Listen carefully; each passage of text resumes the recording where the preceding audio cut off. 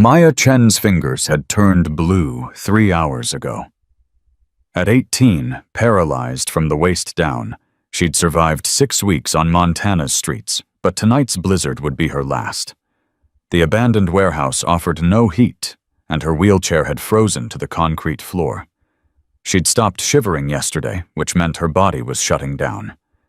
When the door crashed open, she didn't even flinch. Derek Reaper Sullivan stood in the doorway, his Hell's Angels patch illuminated by lightning, his scarred face registering something Maya hadn't seen in months, genuine shock. He took one look at her blue lips and whispered words that changed everything. "Jesus Christ, you're just a kid." Before we continue, tell us where you're watching from in the comments and hit that subscribe button because this story goes places you won't believe. Stay with me until the end, because what happens between this biker and this girl will restore your faith in humanity. Derek had been checking the warehouse for the 3rd time that week. The Hells Angels owned the property through a shell company, and chapter president Marcus Pitbull Reeves wanted it secured before the winter storage season. Club business. Simple, in and out. Except nothing about finding an 18-year-old woman freezing to death was simple. "Can you hear me?" Derek knelt beside the wheelchair, his leather vest creaking in the silence. Maya's eyes focused slowly, recognition taking effort. "You're one of them." "One of who?" "The bikers. I've seen you. At Murphy's Gas. You don't notice people like me." Derek's jaw tightened. She was right. He'd walked past homeless people 1,000 times in 22 years with the club. Looked straight through them like they were ghosts. But something about this girl, about the wheelchair frozen to the floor, and the dignified way she held herself even while dying, cracked something inside his chest. "How long you been here?" 4 days, maybe 5. Lost track." "When did you last eat?" Maya's laugh was bitter, almost soundless. "Why, you gonna call someone social services? They're the ones who put me here." Derek stood pulling his phone from his jacket. Maya's hand shot out with surprising speed, gripping his wrist. Her fingers felt like ice. "Don't. Please. I aged out of the system. I'm 18. They can't help me anymore. They won't help me anymore." "You're dying." "I know." Her voice was calm, resigned. "But I'd rather die here than go back to another Richard Foster." "Who's Richard Foster?" "Last foster guardian. Took my disability checks. All of them. 6 months worth. When I turned 18, he kicked me out. Kept the money. Said I owed him for taking care of me." Derek's hands clenched into fists. Violence had been his language for 2 decades, but you couldn't punch hypothermia or bureaucratic cruelty. "Your wheelchair's frozen to the floor." "I noticed." "You got family. Anyone I can call?" "Dead. Car accident. 2 years ago. That's how I ended up." She gestured weakly at her legs. "Like this." Derek looked at her. Really looked at her. 18 years old. Should be in college, worried about exams and boys and what to wear on Friday night. Instead, she was dying alone in a warehouse because every system designed to protect her had failed. "I'm getting you out of here." "You can't. The wheelchair won't move." Derek didn't respond. He simply bent down, worked his leather vest off, and wrapped it around Maya's shoulders. Then he gripped the wheelchair handles and pulled. The ice cracked. The wheelchair didn't budge. "It's been here too long," Maya said. "The moisture from my breath, the cold, it's all frozen together." Derek pulled again, harder. His shoulder muscles screamed in protest. The wheelchair groaned but held fast. "Stop. You'll hurt yourself." "Yeah, well, that makes 2 of us." Derek circled the chair, examining the problem. The wheels had frozen solid against the concrete moisture, creating an icy bond stronger than any lock. "I'm gonna have to carry you." "No. Wasn't asking." I don't know you. I can't." Derek knelt again, bringing himself to her eye level. Listen to me real careful. My name's Derek Sullivan. People call me Reaper. I've been with the Hells Angels for 22 years. I've done things I'm not proud of, hurt people who probably deserved it, and some who didn't. But I've never in my life hurt someone who couldn't fight back, and I'm not about to start with a freezing girl in a wheelchair. Now you can trust me, or you can die here. Your choice. Maya studied his face. Hard lines, scars, eyes that had seen too much. But beneath all that, something else. Something that looked almost like desperation. Why do you care? The question hit Derek harder than any punch. Why did he care? He'd built his entire adult life on not caring on the Hells Angels code, that brotherhood was everything and outsiders were problems to be avoided. But looking at Maya, he saw himself at 17, aging out of foster care, with nothing but anger and nowhere to belong. Because nobody cared about me either, and I turned into someone who hurt people. Maybe if someone had cared back then, I'd be different now. Maybe I can't fix me, but I can get you to a hospital. Maya's eyes filled with tears that froze on her eyelashes. If you carry me, the wheelchair stays. I'll come back for it. It's all I have. Then I'll definitely come back for it. Derek slid his arms under Maya's body.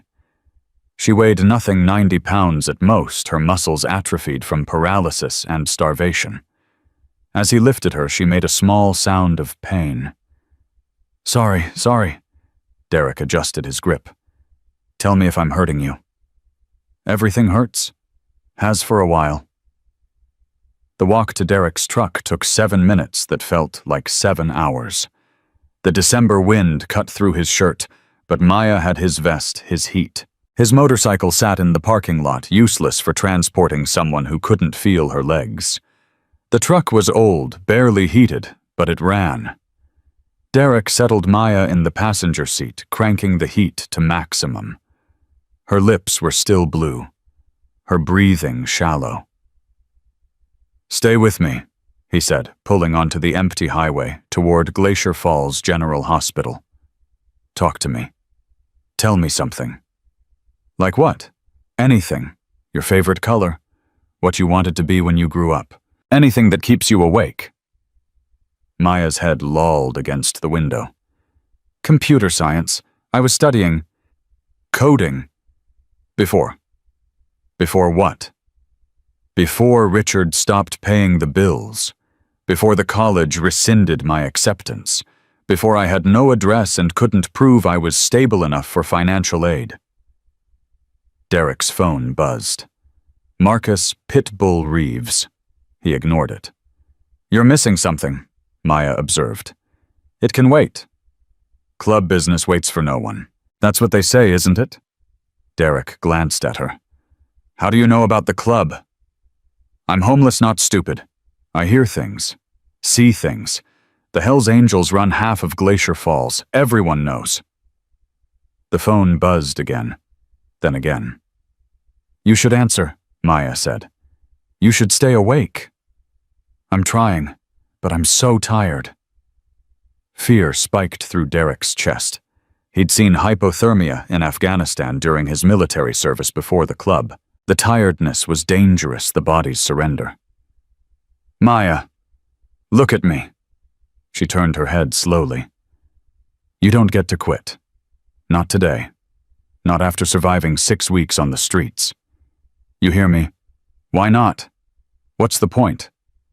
The point is, you're 18, and you've got your whole life ahead of you. My whole life in a wheelchair with no money, no family, no future. Your whole life proving everyone wrong. The foster system that failed you.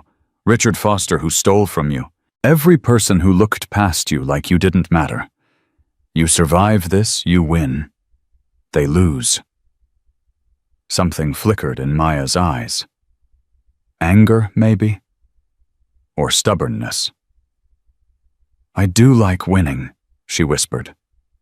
Then stay awake and win. The hospital emergency entrance blazed with light. Derek carried Maya through the automatic doors, and the night nurse's expression shifted from routine to alarm in seconds. I need help, Derek shouted. 2 nurses appeared with a gurney. They transferred Maya with practiced efficiency, cutting away Derek's vest to check her vitals. How long has she been hypothermic? A young doctor asked, already starting an IV line. I don't know. Found her in a warehouse. At least 4 days. Is she your daughter, sister? No. Then who are you? Derek looked at Maya, at her blue lips, and closed eyes, at the monitors, already beeping warnings about her core temperature and heart rate. I'm the guy who found her. The doctor studied Derek's appearance. The Hell's Angels tattoos, the scarred knuckles, the rough edges of a man who lived outside polite society. We'll need information. Insurance, medical history, guardian contact. She doesn't have any of that. She's a foster kid who aged out, homeless. The doctor's expression hardened. Then we'll need to contact social services. Do what you need to do. Just don't let her die. They wheeled Maya away, and Derek stood in the empty corridor, his vest gone, his phone buzzing with increasing urgency, his entire night spiraling in directions he'd never anticipated. The phone finally stopped buzzing. Then it rang. Marcus Pitbull Reeves didn't call unless it was serious. Derek answered. Yeah. Where the hell are you? We got a situation. Need all hands at the clubhouse. Now. I'm at the hospital. Silence. Then, you hurt? No. Then get here. We got problems with the Reyes crew. They're moving product through our territory. We handle this tonight, or we got a war. Derek looked down the corridor where they'd taken Maya. I can't leave. Can't or won't. Both. Reaper? I don't know what's going on, but club business comes first. You know that. We all agreed to that. I found a girl dying in the warehouse. 18 years old, paralyzed, been starving for days. I brought her here. I'm not leaving until I know she's okay. The silence stretched longer. You brought some random girl to the hospital. Yeah, and you're choosing her over a club meeting. Yeah. You know what that means. Derek did know. The Hell's Angels operated on absolute loyalty. Brotherhood above everything. Choosing an outsider over the club was choosing exile. I know, Pitbull, but I can't walk away from this. Can't or won't. Does it matter? Marcus exhaled slowly. Been knowing you 22 years, Reaper. Never seen you hesitate on club business. Not once. This girl must be something special. She's dying alone. That's all she is. Get your head straight. We'll handle the Reyes situation tonight. But tomorrow you and me were having a conversation about priorities. You understand? I understand. The call ended. Derek slumped into a waiting room chair, exhaustion hitting him like a freight train. His phone buzzed again. Text from Tommy Rodriguez, his closest friend in the club. What the hell are you doing? Derek didn't respond. He couldn't explain what he didn't understand himself. Mr. Sullivan. The doctor approached her expression carefully neutral. Maya is stable. Her core temperature is rising, and we've started treatment for severe dehydration and malnutrition. She's going to survive.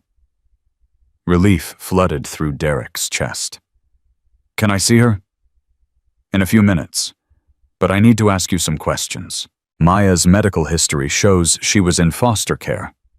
She has no listed guardian, no emergency contacts, and she's been without her prescribed medications for at least 6 weeks. What medications? Muscle relaxants for spasticity related to her spinal cord injury, pain management, antibiotics for recurrent urinary tract infections common with paralysis. None of this is cheap, and without insurance or Medicaid, the costs are substantial. How substantial? Her care tonight alone will run about $15,000. Long-term, she'll need physical therapy, proper wheelchair equipment, ongoing medical supervision. We're talking hundreds of thousands annually. Derek's legitimate income from the motorcycle repair shop he ran as a front brought in maybe $40,000 a year. The club activities brought in more, but that money came with strings attached. What happens if she can't pay? Hospital writes it off. Maya gets sent to a county facility until social services can place her somewhere.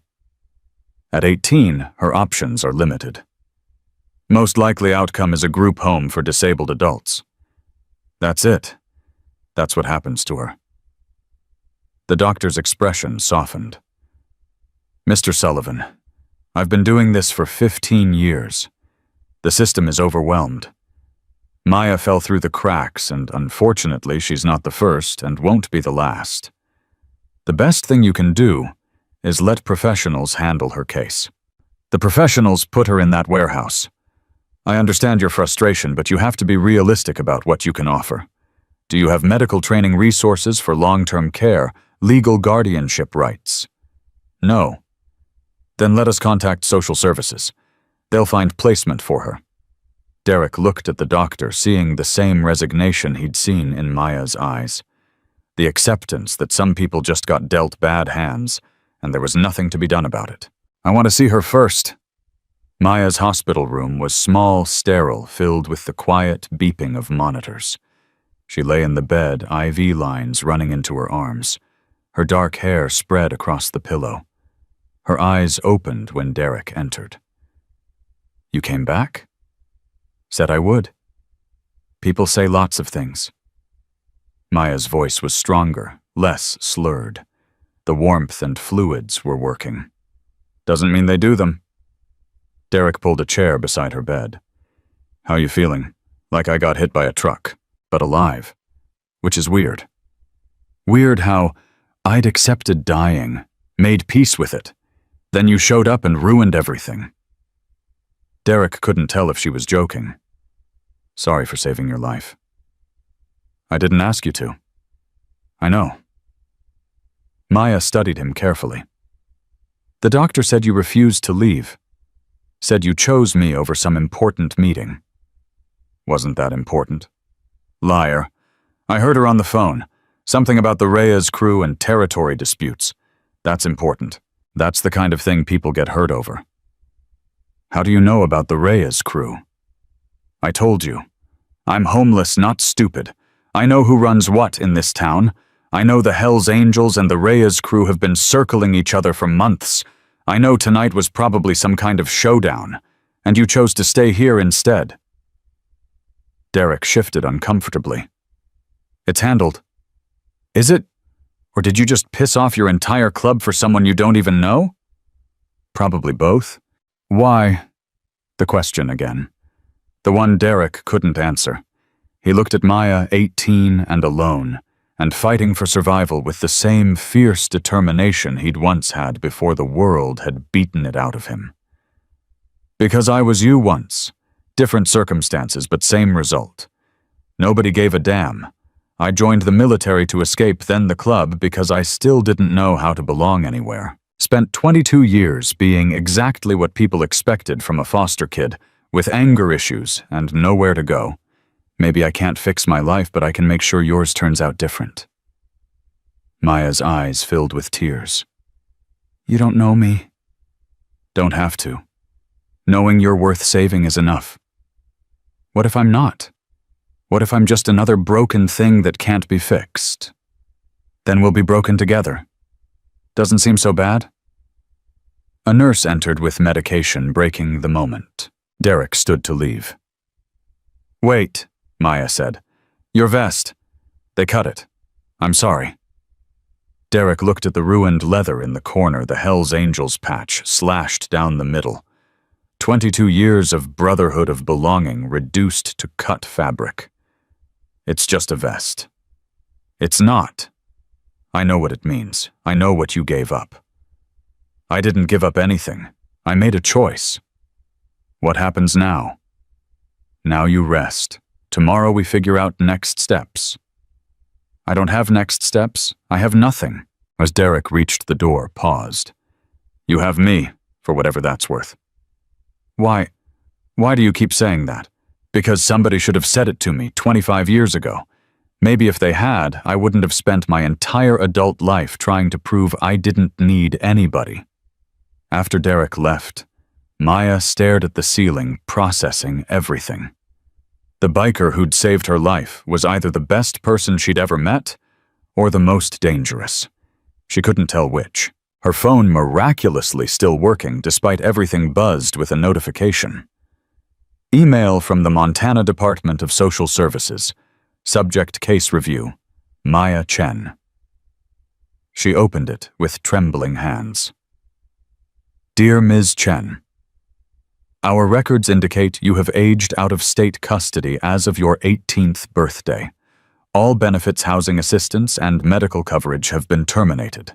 If you require further assistance, please contact our Adult Services Division. However, please note that as a legal adult, you are now responsible for your own care and housing arrangements. Maya deleted the email. Then she cried for the first time in 6 weeks, great shuddering sobs that hurt her chest and made the monitors beep warnings that brought nurses running. But she wasn't crying from sadness. She was crying from relief. From the impossible reality that someone had chosen her when she'd been completely worthless in the eyes of every system designed to help. Derek sat in his truck in the hospital parking lot, staring at his phone. 15 messages from club members. 3 voicemails from Marcus. 1 text from Tommy. Meeting went bad. Rhea's crew pushed back. 2 of ours in hospital. Where are you? He should go to the clubhouse, should explain himself, should remind everyone that he'd given 22 years of absolute loyalty. Instead, Derek called his insurance agent. Steve, it's Derek Sullivan. Reaper, it's 3 in the morning. I need to know about my health insurance. Can I add a dependent? Silence. Then, you got a kid I don't know about. Something like that. How does it work? Well, for a spouse or biological child, it's straightforward. For anyone else, you'd need legal guardianship or adoption papers. Why? Just asking. Reaper, you trying to ensure some random person is fraud. I can't help you with that. What if she wasn't random? What if I was her legal guardian? Could I be? Steve exhaled slowly. That's complicated. You'd need to petition the court, prove you can provide stable housing and income, pass background checks. For someone your age with your history, it's unlikely they'd approve guardianship of an 18-year-old woman. Looks questionable. Even if she's got nowhere else to go? Even then, system doesn't care about good intentions. They care about optics and regulations. Derek ended the call and rested his forehead against the steering wheel. Every path forward required resources, legitimacy, or connections he didn't have. The club was his power, his protection, his identity. But the club's rules didn't allow for complications like Maya. His phone rang. Marcus Pitbull Reeves. Yeah. Clubhouse, now. This isn't optional. The line went dead. Derek looked back at the hospital, at the window, where he thought Maya's room might be, at the choice crystallizing in front of him with brutal clarity. He started the truck and drove toward the clubhouse, knowing that whatever happened next would change everything. The rusty spoke hadn't changed in 22 years. Same scarred bar, same nicotine-stained walls, same back room where the hellsangels settled business that couldn't be settled anywhere else. Derek pushed through the door at 4 in the morning to find 12 men waiting, their faces ranging from concerned to furious. Marcus Pitbull Reeves sat at the head of the table, his president's gavel resting in front of him, like a judge's verdict waiting to drop. Sit down, Reaper. Derek sat. The silence pressed against his chest like a physical weight. You want to tell us what happened tonight? Marcus's voice was carefully controlled, which was worse than anger. I found someone who needed help. I helped them. You found some girl and missed the most important club meeting in 6 months. This from Danny Psycho Morrison, who'd hated Derek since day 1. 2 of our brothers are in the hospital because the Reyes crew thought we were weak enough to push. You know why they thought that? Because our enforcer didn't show up. Who got hurt? Derek asked. Tommy took a knife to the ribs. Spider broke his arm in 3 places. Marcus leaned forward. Now tell me why an 18-year-old girl you don't know was more important than your brothers. Derek met his eyes. Because she was dying, and they weren't. That's it. That's your excuse. It's not an excuse. It's the reason. Psycho slammed his fist on the table. We don't do charity work. We don't save random people. We take care of our own, and she ain't our own. She is now, Derek said quietly. The room erupted. Voices overlapping, accusations flying. The fundamental question underneath all of it: had Derek chosen an outsider over the Brotherhood? Marcus brought the gavel down hard. Everybody shut up. The room fell silent.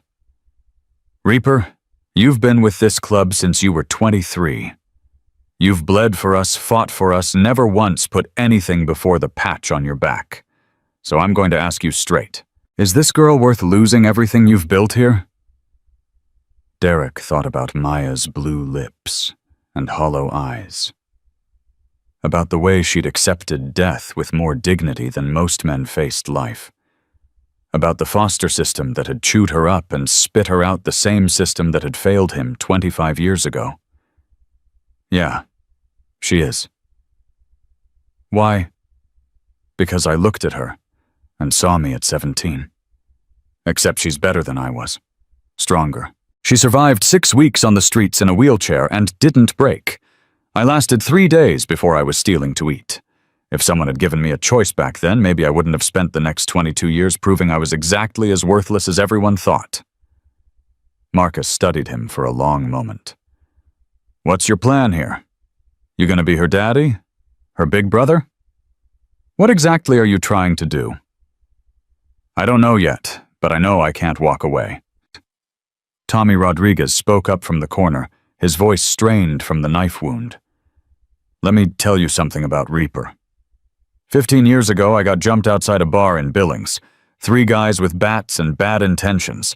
Reaper was supposed to be on a run to Spokane, but he turned around because I called. Drove 6 hours back, got there right as they were about to finish me. You all remember what he did to those guys? Silence. Put 2 in the hospital and 1 in the ground. Spent 18 months in county jail because he wouldn't rat on the club. Never complained once. Tommy shifted painfully. So if Reaper says this girl's worth it, maybe we should trust that he knows something we don't. Or maybe he's thinking with something other than his brain, Psycho muttered. Derek stood so fast his chair fell backward. Say that again. You heard me? Girl's 18, you're 45. Looks suspicious as hell. Derek's fist connected with Psycho's jaw before anyone could react. They went down in a tangle of limbs and leather, 22 years of mutual hatred finally spilling over. Marcus's gavel came down like thunder. Enough! Strong hands pulled them apart. Derek's knuckles were split, bleeding. Psycho's lip was already swelling. Both of you sit down and shut up. Marcus's voice could have cut steel. Reaper, you got something to say to Psycho's accusation. Derek wiped blood from his hand. That girl's paralyzed, starving and dying. I carried her to the hospital because she couldn't walk. Anyone who thinks there's something twisted about that can come say it to my face outside and we'll settle it properly. Nobody's settling anything. Marcus looked around the table. Here's what's happening. Reaper, you got 1 week to get this situation handled. Find a replacement, get her stable, then get back to being the brother we need. You do that, we forget tonight happened. And if I can't handle it in a week, then you choose. Her or the patch. Can't have both. Derek picked up his fallen chair and sat down. What about the Reyes crew? Already handled. They backed off when they realized we weren't playing. But it cost us, and that cost is on you. Marcus pointed at the door. Get out. Come back when you've got your priorities straight. Derek left without another word. Outside, the December morning was starting to brighten, the sun not yet visible, but promising. His phone buzzed. Text from the hospital. Maya Chen is awake and asking for you. He drove back to Glacier Falls General, his split knuckles throbbing in rhythm with his heartbeat. The security guard in the lobby recognized him from earlier and waved him through without question. Maya's room was on the 3rd floor. Derek knocked softly. "Come in." She was sitting up in bed looking stronger than she had 6 hours ago. Color had returned to her face, and her eyes were clear. Those eyes tracked Derek's bloody knuckles immediately. "What happened?" "Club meeting." "They didn't like you missing it." "That's an understatement." Derek sat in the same chair from before. "How you feeling?" "Better. They've been pumping me full of fluids and food and medicine. Doctor says I'll live." Maya paused. "She also says I can't stay here. Insurance issues. They're releasing me tomorrow." "Releasing you where?" "Social worker came by an hour ago. Woman named Janet Williams. She's arranging placement in a group home in Billings. Says it's the best option for someone with my needs." Derek's chest tightened. "You want to go to a group home?" "Want and can are different things. I don't have choices." "Everyone's got choices. Really, what are mine? I'm 18, paralyzed, broke, and homeless. The group home gives me a bed, meals, and access to benefits. It's not great, but it's surviving." "Surviving's not living." Maya's laugh was sharp. "You sound like a greeting card. I've been surviving my whole life. 2 years in a wheelchair, 6 different foster homes, parents who loved me but died anyway. Surviving is what I'm good at." "You deserve better than good enough."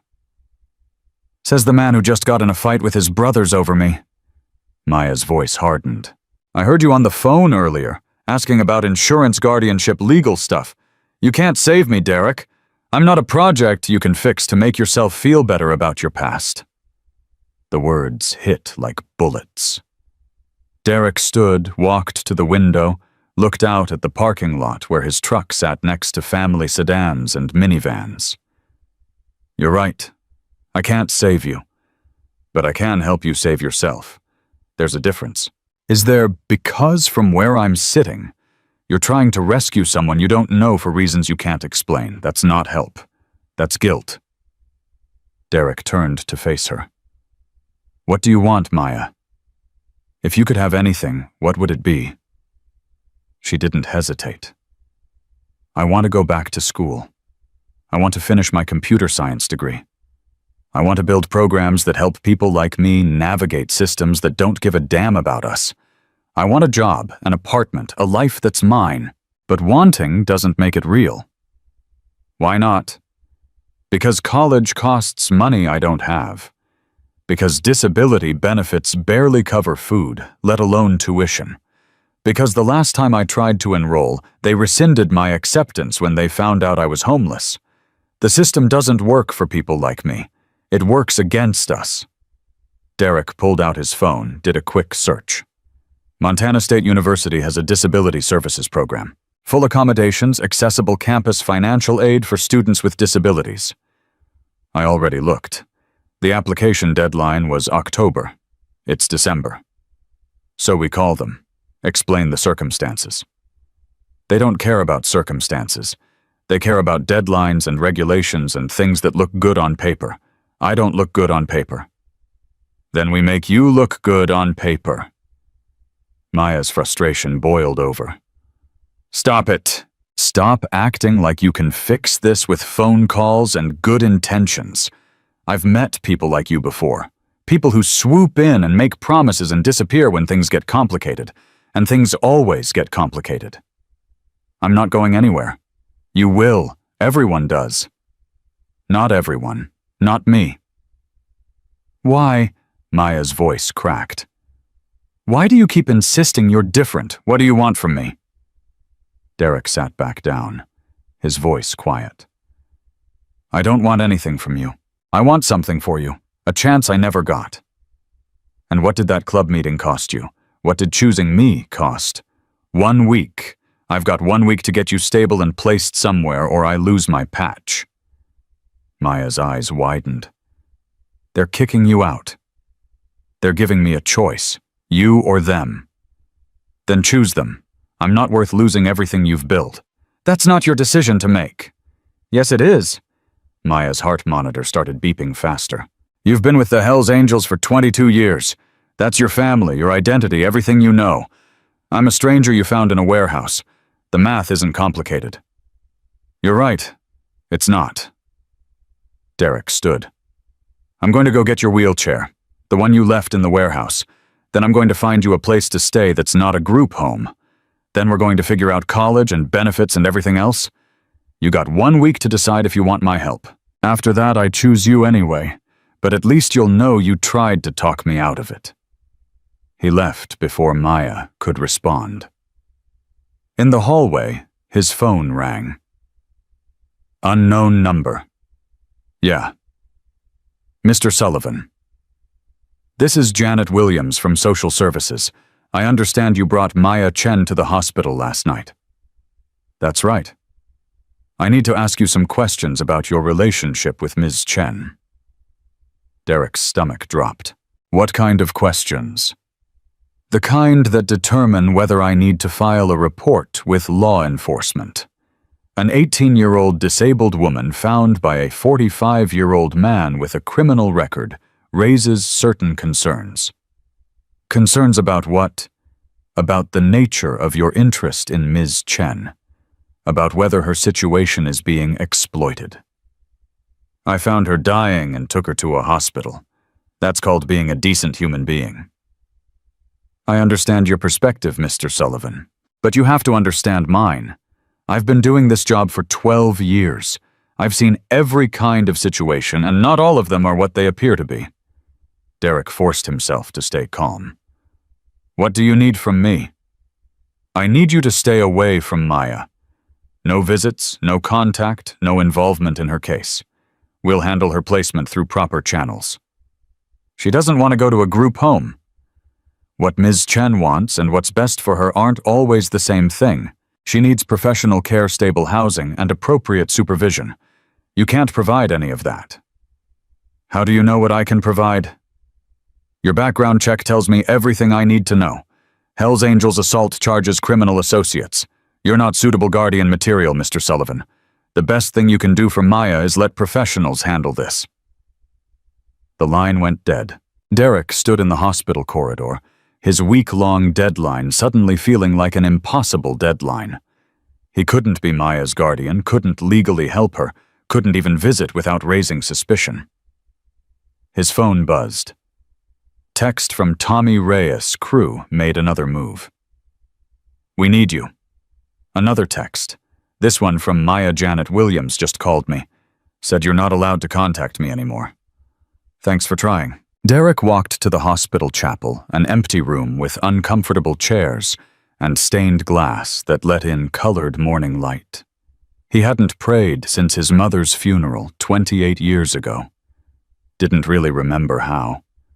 But he sat in that empty room and thought about choices and consequences and the girl upstairs who'd decided surviving was enough because no one had ever shown her she deserved more. His phone rang again. Marcus. Yeah. Reyes' crew hit one of our storage units. Cleared it out, left a message that said, "We're weak. I need you here, brother. Need everyone here." I can't. Can't or won't? Pitbull, I'm asking you for 1 week, that's all. 1 week to help this girl, then I'm back full time. And if the club falls apart in that week, if we lose territory, lose respect, lose everything we've built, then I'll help rebuild it. That's not how this works, Reaper. You're either all in or you're out. No middle ground. Derek closed his eyes. Then I guess I'm out. The silence on the other end was deafening. Finally, Marcus spoke, his voice heavy. You sure about this? No, but I'm doing it anyway. Turn in your patch by Friday. After that, you're not a brother anymore. You're just some guy we used to know. The call ended. Derek sat in the chapel for another 10 minutes, processing the magnitude of what he'd just done. 22 years of brotherhood gone. His entire identity surrendered. for a girl who didn't want his help, and a social worker who thought he was a predator. Upstairs, Maya stared at the ceiling and tried to make sense of the past 12 hours. A biker had saved her life, fought his club for her, and was now banned from seeing her by the very system he'd tried to help her navigate. The irony wasn't lost on her. The one person who'd helped her in 6 weeks was being punished for it.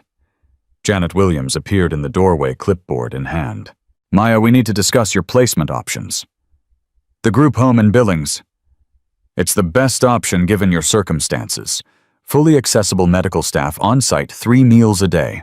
You'll share a room with one other resident, but you'll have privacy curtains. When do I go? Transport's arranged for tomorrow morning. Is there anything you need to bring?" Maya looked around the hospital room at the few possessions she owned. "Just my wheelchair. It's still at the warehouse. We'll get you a new one. Standard issue through Medicaid." "I want mine." Janet's expression softened slightly. "Maya, I understand attachment to personal items, but we have to be practical. The warehouse is private property, and frankly, retrieving your old wheelchair is complicated. It's all I have from before." "Before what?" "Before everything fell apart. My parents bought that wheelchair. It's the last thing they gave me." Janet made a note on her clipboard. "I'll see what I can do. In the meantime, try to rest. Tomorrow's a big transition." After she left, Maya reached for her phone. Against every instinct telling her to protect herself, she typed a message to Derek. "My wheelchair. The one in the warehouse. My parents bought it 2 years ago, right before they died. I know Janet said you can't contact me, but if you can get it, I'd appreciate it." She hit send before she could change her mind. Derek was driving back to the warehouse when the text came through. He pulled over, read it twice, then made a U-turn. The warehouse looked different in daylight. Less threatening, more abandoned. The door he'd crashed through last night hung slightly ajar. Inside Maya's wheelchair sat exactly where he'd left it, still frozen to the concrete floor. Derek spent 45 minutes carefully chipping away the ice, preserving every component. The wheelchair was old, but well-maintained, its frame customized with padding and adjustments that spoke of parents who'd cared deeply about their daughter's comfort. He loaded it into his truck bed, covering it with a tarp to protect it from road salt and weather. Then he drove to his cabin, the same cabin Marcus had told him to use for getting his priorities straight. The place was exactly as he'd left it that morning, empty, cold, designed for a man who lived alone and liked it that way. Derek looked around, seeing it through Maya's eyes. No accessibility, no accommodations, nothing that would make life easier for someone in a wheelchair. He spent the rest of the day installing ramps, widening doorways, and converting his spare room into something that might work. The physical labor helped him avoid thinking about what he'd just given up. By evening, he'd transformed his cabin into something approaching accessible. Not perfect, but functional. He took photos, sent them to Maya with a simple message. "Got your wheelchair. If the group home doesn't work out, there's another option." Maya's response came 2 hours later. "Janet says I can't stay with you." "Legal issues," Derek typed back. "Not asking you to stay with me, asking you to know you have choices." No response. Derek sat on his porch as darkness fell. His phone silent, his futures uncertain. He'd gambled everything on a girl who didn't trust him, and a system actively working against both of them. Somewhere in Glacier Falls, Maya lay in her hospital bed, staring at photos of a cabin she'd never see, and trying to understand why a stranger kept insisting she was worth the trouble. And in the back room of the Rusty Spoke, Marcus Pitbull Reeves called an emergency meeting to discuss what to do about a brother who'd chosen an outsider over the patch. The vote was unanimous. Derek Sullivan was officially out. The transport van arrived at 6 in the morning. Maya watched through her hospital window as 2 orderlies loaded a standard-issue wheelchair into the back, the kind with institutional gray padding, and wheels that squeaked. Nothing like the custom chair her parents had saved for months to buy.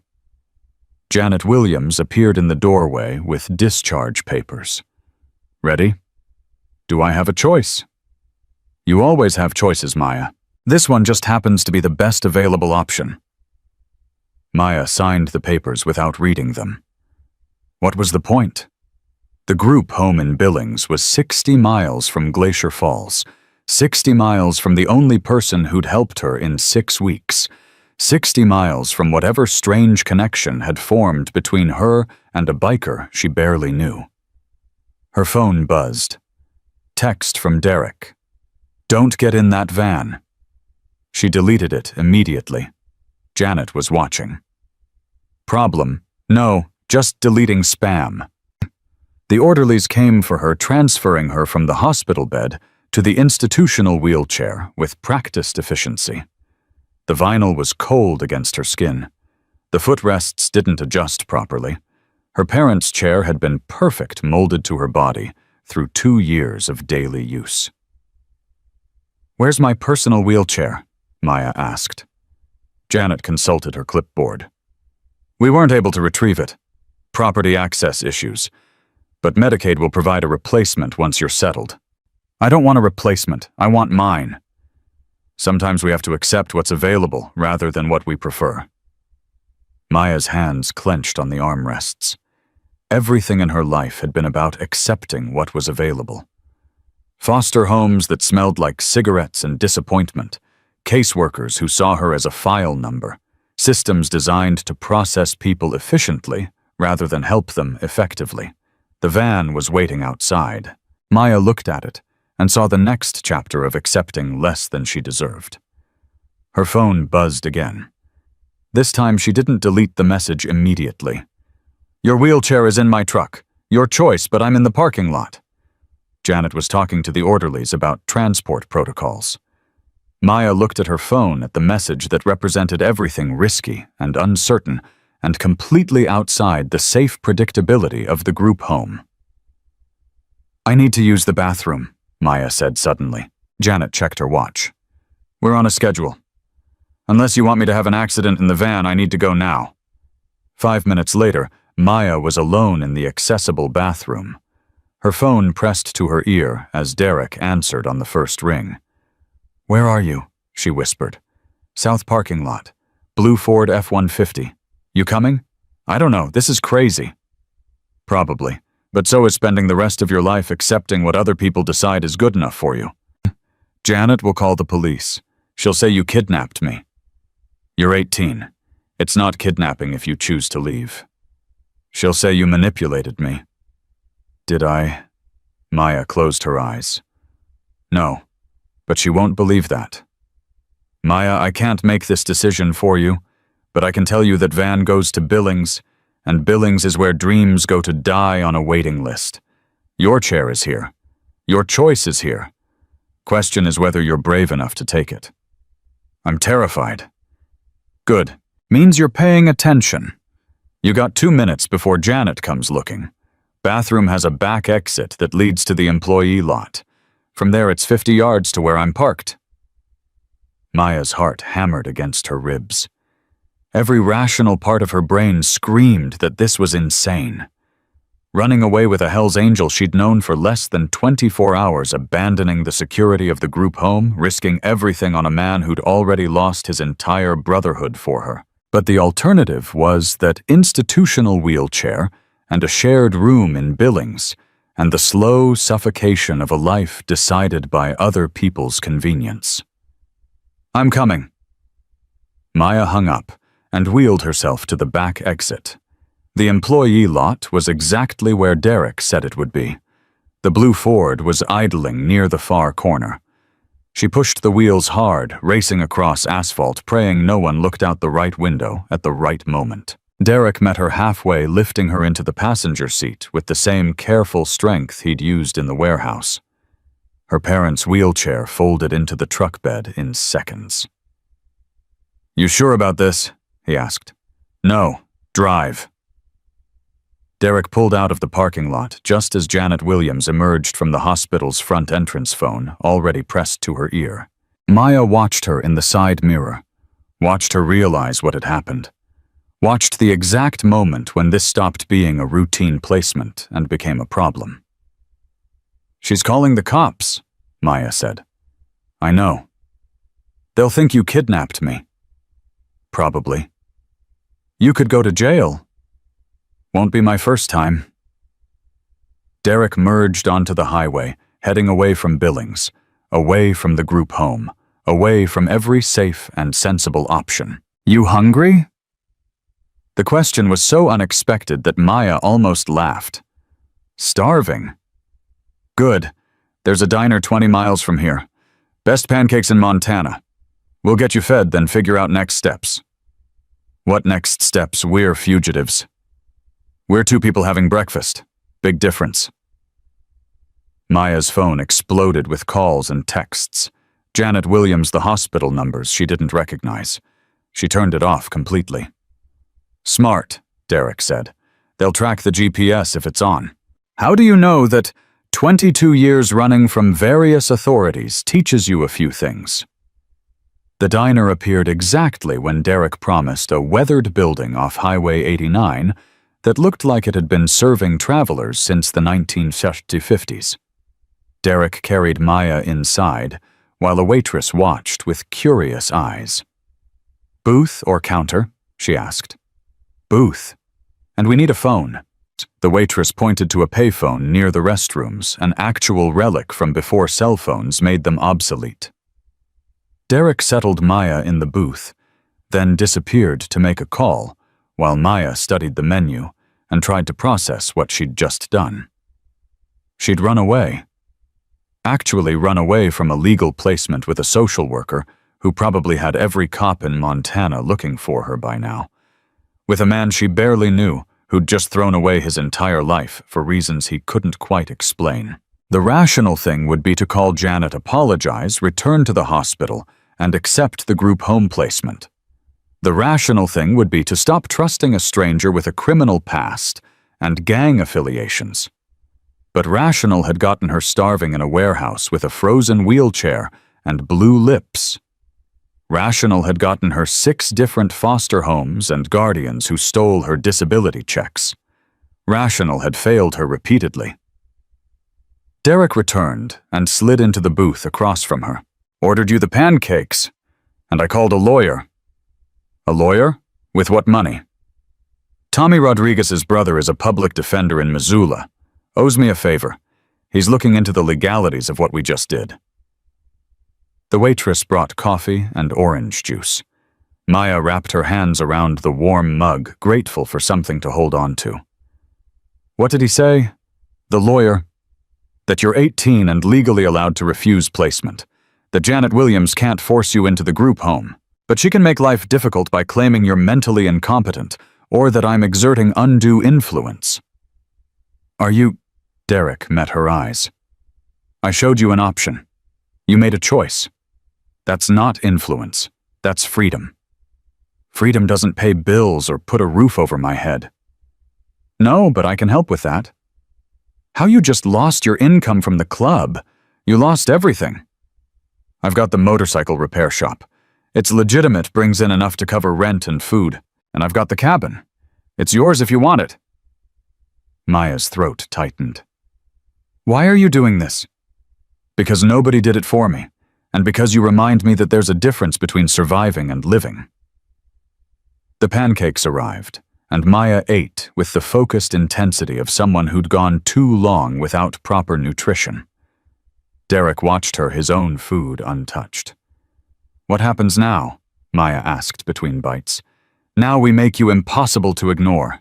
We get you enrolled in school, get your benefits sorted, prove to Janet Williams and everyone else that you're not a victim who needs saving. You're a person who needs a chance. And if it doesn't work, then we try something else. But giving up isn't on the table." Maya's hands shook slightly as she set down her fork. "I'm scared." "I know. What if I'm not worth all this trouble?" Derek leaned forward. "Listen to me carefully. You survived 6 weeks on the streets in December in a wheelchair. You maintained your dignity and your hope when most people would have broken. You're brilliant enough to be studying computer science at 18. You're worth every bit of trouble and more. The question isn't whether you're worth it. The question is whether you believe it. Before Maya could respond, the diner door opened, and Janet Williams walked in, 2 police officers flanking her. Derek's hand moved toward his pocket, then stopped. Stay calm.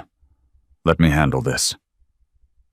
Janet approached the booth, her expression a mixture of anger and professional concern.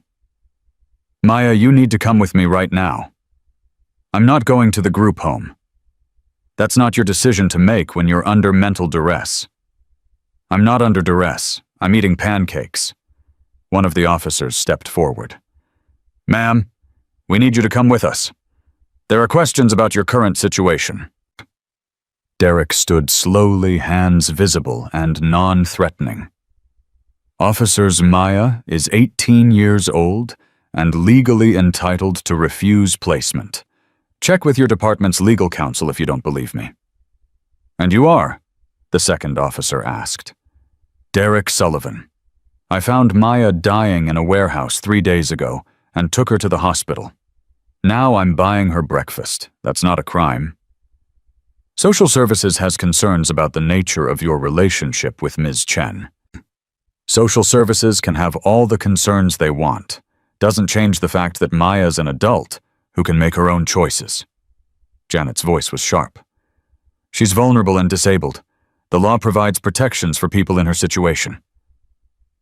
Maya's hands clenched on the table. I'm sitting right here. Maybe ask me what I want instead of talking about me like I'm not capable of answering. The diner had gone silent. Other patrons watched the drama unfold with the fascination of people who'd stumbled into better entertainment than they'd expected with their morning coffee. Janet sat down across from Maya, her voice softening. Maya, I know you're scared. I know the group home isn't ideal, but this man is a stranger with a criminal record and gang affiliations. You don't know what his real intentions are. His intentions were to keep me from freezing to death. That's more than the foster system ever did. That's not fair. Fair? Maya's voice rose. You want to talk about fair? Richard Foster stole 6 months of disability checks and you people did nothing. I spent 6 weeks starving because I aged out and nobody cared. Derek found me and helped me when every professional in the system had already given up. Don't tell me what's fair. The first officer shifted uncomfortably. Ms. Chen, we're just trying to make sure you're safe. I'm safer now than I've been in 6 weeks. But you don't know this man. I know he gave up everything to help someone he didn't have to help. I know he fought his entire club for me. I know he's the only person who's treated me like I matter. That's enough. Janet pulled out paperwork. I have a court order for psychiatric evaluation. The hospital psychiatrist believes you may be suffering from Stockholm Syndrome or trauma bonding. Derek's jaw tightened. Stockholm Syndrome requires captivity. Maya chose to leave the hospital. Big difference. She chose under your influence. She chose under her own free will. You want to drag her to a psychiatric ward and prove she's incompetent. Go ahead. But you better be prepared for the lawsuit that follows when she demonstrates she's perfectly capable of making decisions. The second officer spoke quietly to Janet. Ma'am, without evidence of immediate danger or legal incompetence, we can't forcibly remove her. She's an adult. She's vulnerable. Being vulnerable doesn't remove her legal rights. Janet's face flushed with frustration. Fine. Maya, I'm formally documenting that you refused protective services and chose to remain with an individual of questionable character. When this situation deteriorates, and it will, don't expect the state to rescue you again. She stood and walked out, the officers following. The diner remained silent for another moment, then gradually conversation resumed. Maya realized her entire body was shaking. Derek sat back down across from her. You okay? I just told off a social worker and 2 cops. You did good. Stood up for yourself. I'm terrified. Yeah, but you did it scared. That's called courage. Maya's phone, which she'd turned back on to record the confrontation as evidence, buzzed with a new message. Unknown number. This is Tommy Rodriguez, Derek's friend.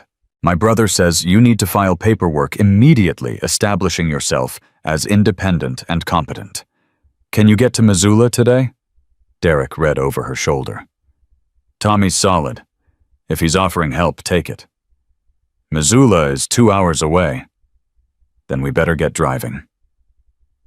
But as they stood to leave, the diner door opened again.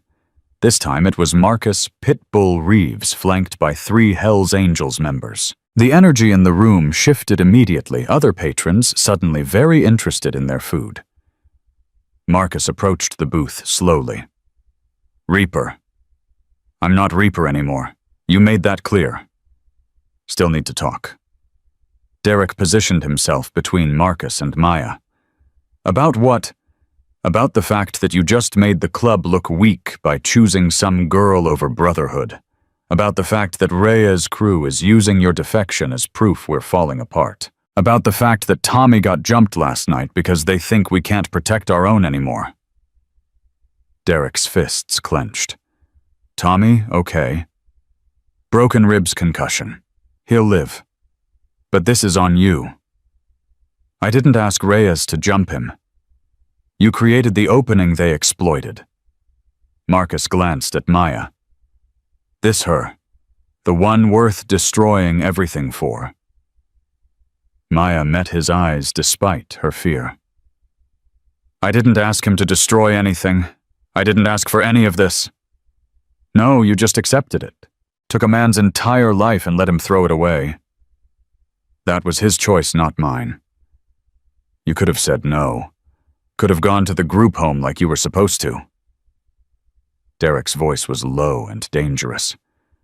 Pitbull, you got something to say to me, say it. Leave her out of this. Marcus studied them both, his expression unreadable. Club voted last night. Unanimous decision. You turn in your patch by Friday, or we come collect it. Your choice. Already made my choice. Then we're done here. Marcus turned to leave, then paused. One more thing. That cabin you're planning to set her up in, it's on club property. Technically, we own it through the Shell Corporation. You're evicted effective immediately.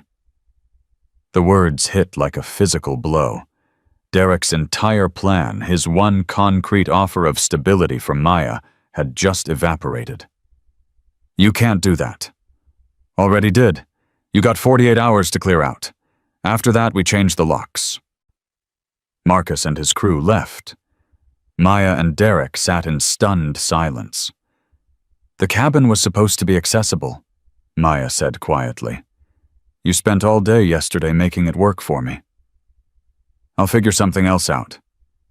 With what money you just lost your home? Derek's phone rang. Tommy Rodriguez, his voice strained with pain. Brother, I heard what Pitbull just did. That's cold even for him. How bad are you hurt? I'll live. Listen, my place has a spare room. It's not much, but it's got a bathroom you could modify for wheelchair access. You and Maya can stay there while you figure things out. Tommy, you're already in the hospital because of me. I can't ask you to. You're not asking. I'm offering. Get your stuff from the cabin before Pitbull makes good on his eviction threat. I'll text you the address. The call ended. Derek looked at Maya, seeing his own uncertainty reflected in her eyes. This is getting complicated, she said. Yeah. We could still go back. I could call Janet, apologize, say I was confused. Is that what you want? Maya thought about the group home, the institutional wheelchair, the life of accepting whatever was offered because begging for better made you ungrateful. Then she thought about pancakes in a diner and a man who'd risked everything because he believed she deserved more. No. I want to go to Missoula and file paperwork that proves I'm competent to make my own choices. Then I want to figure out how to get back into school. Then I want to build a life that's mine. Derek smiled, the first genuine smile Maya had seen from him. Then that's what we'll do. They left the diner and drove toward Missoula Maya's phone. filling with messages from Janet Williams, threatening legal action, the hospital demanding payment for services rendered, and numbers she didn't recognize asking questions she wouldn't answer. But there was one message that made her pause. From an email address she vaguely recognized, Montana State University Office of Admissions. We received an inquiry about late enrollment for a student with extraordinary circumstances. Please call to discuss options. Maya showed Derek the message. Did you do this? Made a phone call while you were in the bathroom at the hospital. Explained your situation. Looks like someone listened. They'll want transcripts, applications, proof of financial stability. Then we'll get it for them, one step at a time. But Maya's relief was short-lived. As they crossed into Missoula city limits, Derek's phone rang with a number he didn't recognize. Yeah. Mr. Sullivan. This is Detective Morrison with the Glacier Falls Police Department. We need you to come in for questioning regarding allegations of custodial interference and potential exploitation of a vulnerable adult. Derek's hands tightened on the steering wheel. I haven't interfered with anyone's custody. Maya's 18 and made her own choice. That's one interpretation. Ms. Williams has another. We'd like to hear your side of the story, voluntarily, of course. And if I decline, then we get a warrant. Either way, this conversation happens. Your choice whether it happens the easy way or the hard way. Derek looked at Maya, saw her fear and determination in equal measure, and made a decision that would define everything that came next. I'll come in, but I'm bringing a lawyer. That's your right. We'll see you tomorrow at 9. The call ended. Maya's voice was small. They think you kidnapped me. I know. This is my fault. This is the system's fault for making it impossible to help someone without it looking like exploitation. They pulled up to Tommy Rodriguez's apartment complex, a modest building on the edge of Missoula. Tommy answered the door in a hospital gown, his ribs wrapped in bandages, his face bruised, but determined. Welcome to Casa Rodriguez. It's not fancy, but it's got working heat and a bathroom that's almost accessible. Maya wheeled herself inside, seeing a space that was cluttered but clean, lived in, but welcoming. The spare room was small, barely big enough for a bed and her wheelchair, but it had a window that let in afternoon light. It's perfect, she said, meaning it. Tommy smiled, despite his obvious pain. My brother's expecting you at his office in an hour. He's got paperwork ready to file establishing Maya's independence and competency. Also got some contacts at MSU who might help with the enrollment situation. Derek helped Maya transfer from her wheelchair to the spare bed, then followed Tommy to the kitchen, where they could talk privately. This is going to get worse before it gets better, Tommy said. The club's pissed the cops are involved. Social services is building a case. You sure this girl's worth it? Derek looked through the doorway at Maya, who was already on her phone researching legal precedents for age-of-majority independence cases, her brilliant mind attacking problems with the same intensity she'd survived 6 weeks on the streets. Yeah, she's worth it. Then you better lawyer up good, because they're coming for you hard. In the spare bedroom, Maya typed a message to Janet Williams. I'm safe. I'm competent. I'm making my own choices. You don't have to agree, but you have to accept it. Then she opened her laptop and began filling out the Montana State University application, each typed word a small rebellion against every person who'd decided her potential didn't matter as much as their convenience. Outside storm clouds gathered over Missoula, promising snow and complications and a fight that was just beginning. Carlos Rodriguez's law office occupied the second floor of a building that had seen better decades. The elevator was broken, which meant Derek carried Maya up 2 flights of stairs, while her wheelchair bounced against his back. By the time they reached the top, both were breathing hard. Sorry, Maya said for the 3rd time. Stop apologizing. You didn't break the elevator.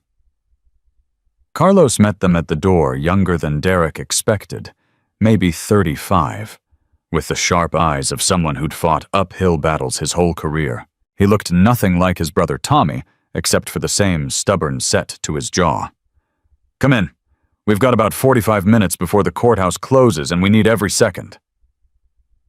Derek settled Maya in a chair across from Carlos's cluttered desk.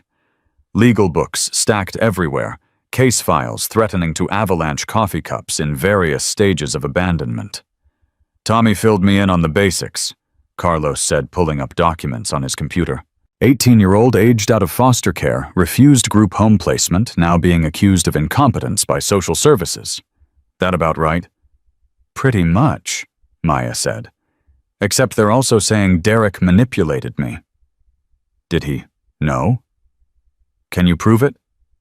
Maya's hands tightened on her armrests. "How do you prove someone didn't manipulate you? How do you prove your own thoughts are your own?" "By demonstrating clear decision-making capacity and consistent behavior patterns. We file for immediate emancipation hearing, get you declared legally independent, removes any question of competency. But Maya, you need to understand what you're walking into. Janet Williams is building a case that you're vulnerable and need state protection. She'll bring hospital psychiatrists your medical records showing paralysis and prior trauma. Everything that makes you look like someone who can't care for herself. I've been caring for myself for 6 weeks. Yeah, and you almost died. That's not exactly a strong argument for independence." Derek leaned forward. "What do we need to make this work? Evidence of stability. Housing income educational enrollment support system. Right now, Maya's got none of that. She's crashing in Tommy's spare room with no job, no school, no clear plan. Court sees that and agrees with social services." Maya's phone buzzed. "Email from Montana State University. We've reviewed your inquiry regarding late enrollment. Given your circumstances, we're willing to waive application deadlines pending review of transcripts and a personal interview. Please respond within 48 hours to schedule." She showed Carlos the email. "Is this enough proof I'm pursuing education?" "It's a start, but you need more. You need to show the court you're not just surviving, you're building a sustainable life. With what resources, I've got $300 in disability back pay that Richard Foster didn't steal. That's it." Carlos typed rapidly, pulling up information. "Montana has a program for disabled adults pursuing higher education. Covers tuition, housing, stipend, accessibility, equipment. You'd qualify, but the application process takes months." "I don't have months. The court hearing is when I can get us on the docket for next week if we file today. But that means you've got 7 days to prove you're competent and stable." Derek's phone rang. Detective Morrison. He let it go to voicemail. Carlos noticed. "You avoiding the cops? They want me for questioning. Think I exploited Maya." "Did you? I found her dying and helped her. That's it. Doesn't matter what you did. Matters what they can prove. And a 45-year-old ex-con with a teenage girl he met 3 days ago. That's going to look bad no matter how innocent it actually is. So what do I do? Answer their questions with me present. Be completely honest. Hope they see the truth instead of what they're expecting to see." Maya interrupted. "This is insane. We're treating Derek like a criminal because he helped me. The actual criminal, Richard Foster, is walking around free after stealing my money." And Carlos pulled up another screen. "About that, I did some checking. Richard Foster has a history. 4 previous foster kids, 3 filed complaints about financial abuse, all cases dismissed due to lack of evidence. He's careful. Can we go after him? Not without proof. And even with proof, recovery of stolen benefits is complicated. The system's not designed to help victims. It's designed to process cases efficiently." Maya slammed her hand on the desk, surprising everyone, including herself. "Then what's the point? What's the point of any of this, if the people who hurt me get away with it, and the people who help me get punished?" "The point," Carlos said quietly, "is that you're still alive. And alive means you can fight. Maybe you don't win every battle, but you keep fighting until something breaks in your favor." Derek's phone rang again. This time he answered. Yeah. Mr. Sullivan. This is Rachel Kim from Montana State University Office of Disability Services. I received a very unusual call about a prospective student in extraordinary circumstances. Is Maya Chen available? Derek put the phone on speaker. She's here. Ms. Chen, I understand you're interested in enrolling for the spring semester, despite missing our application deadline. Maya's voice was cautious. Yes, I was previously accepted for fall semester 2 years ago, but my circumstances changed. I've pulled your original application. Perfect SAT scores, 4.0 GPA, advanced placement credits in computer science and mathematics. You were offered a full scholarship that you declined. Why? I didn't decline it. My foster guardian at the time told the university I was withdrawing due to medical issues. I found out months later he'd forged my signature. Silence on the other end. Then, that's fraud. Yes, but proving it is complicated. Ms. Chen, we've had several cases of students in foster care being prevented from accepting admission by guardians who wanted to keep receiving benefit checks. It's disgraceful, and we've implemented new policies to prevent it. If you're still interested, I'd like to expedite your re-enrollment. Maya's hands shook. What would that require? An interview tomorrow at 10 copies of your high school transcripts which we have on file, and documentation of your current living situation. We have accessible on-campus housing available immediately, room and board covered by scholarship, plus a stipend for personal expenses.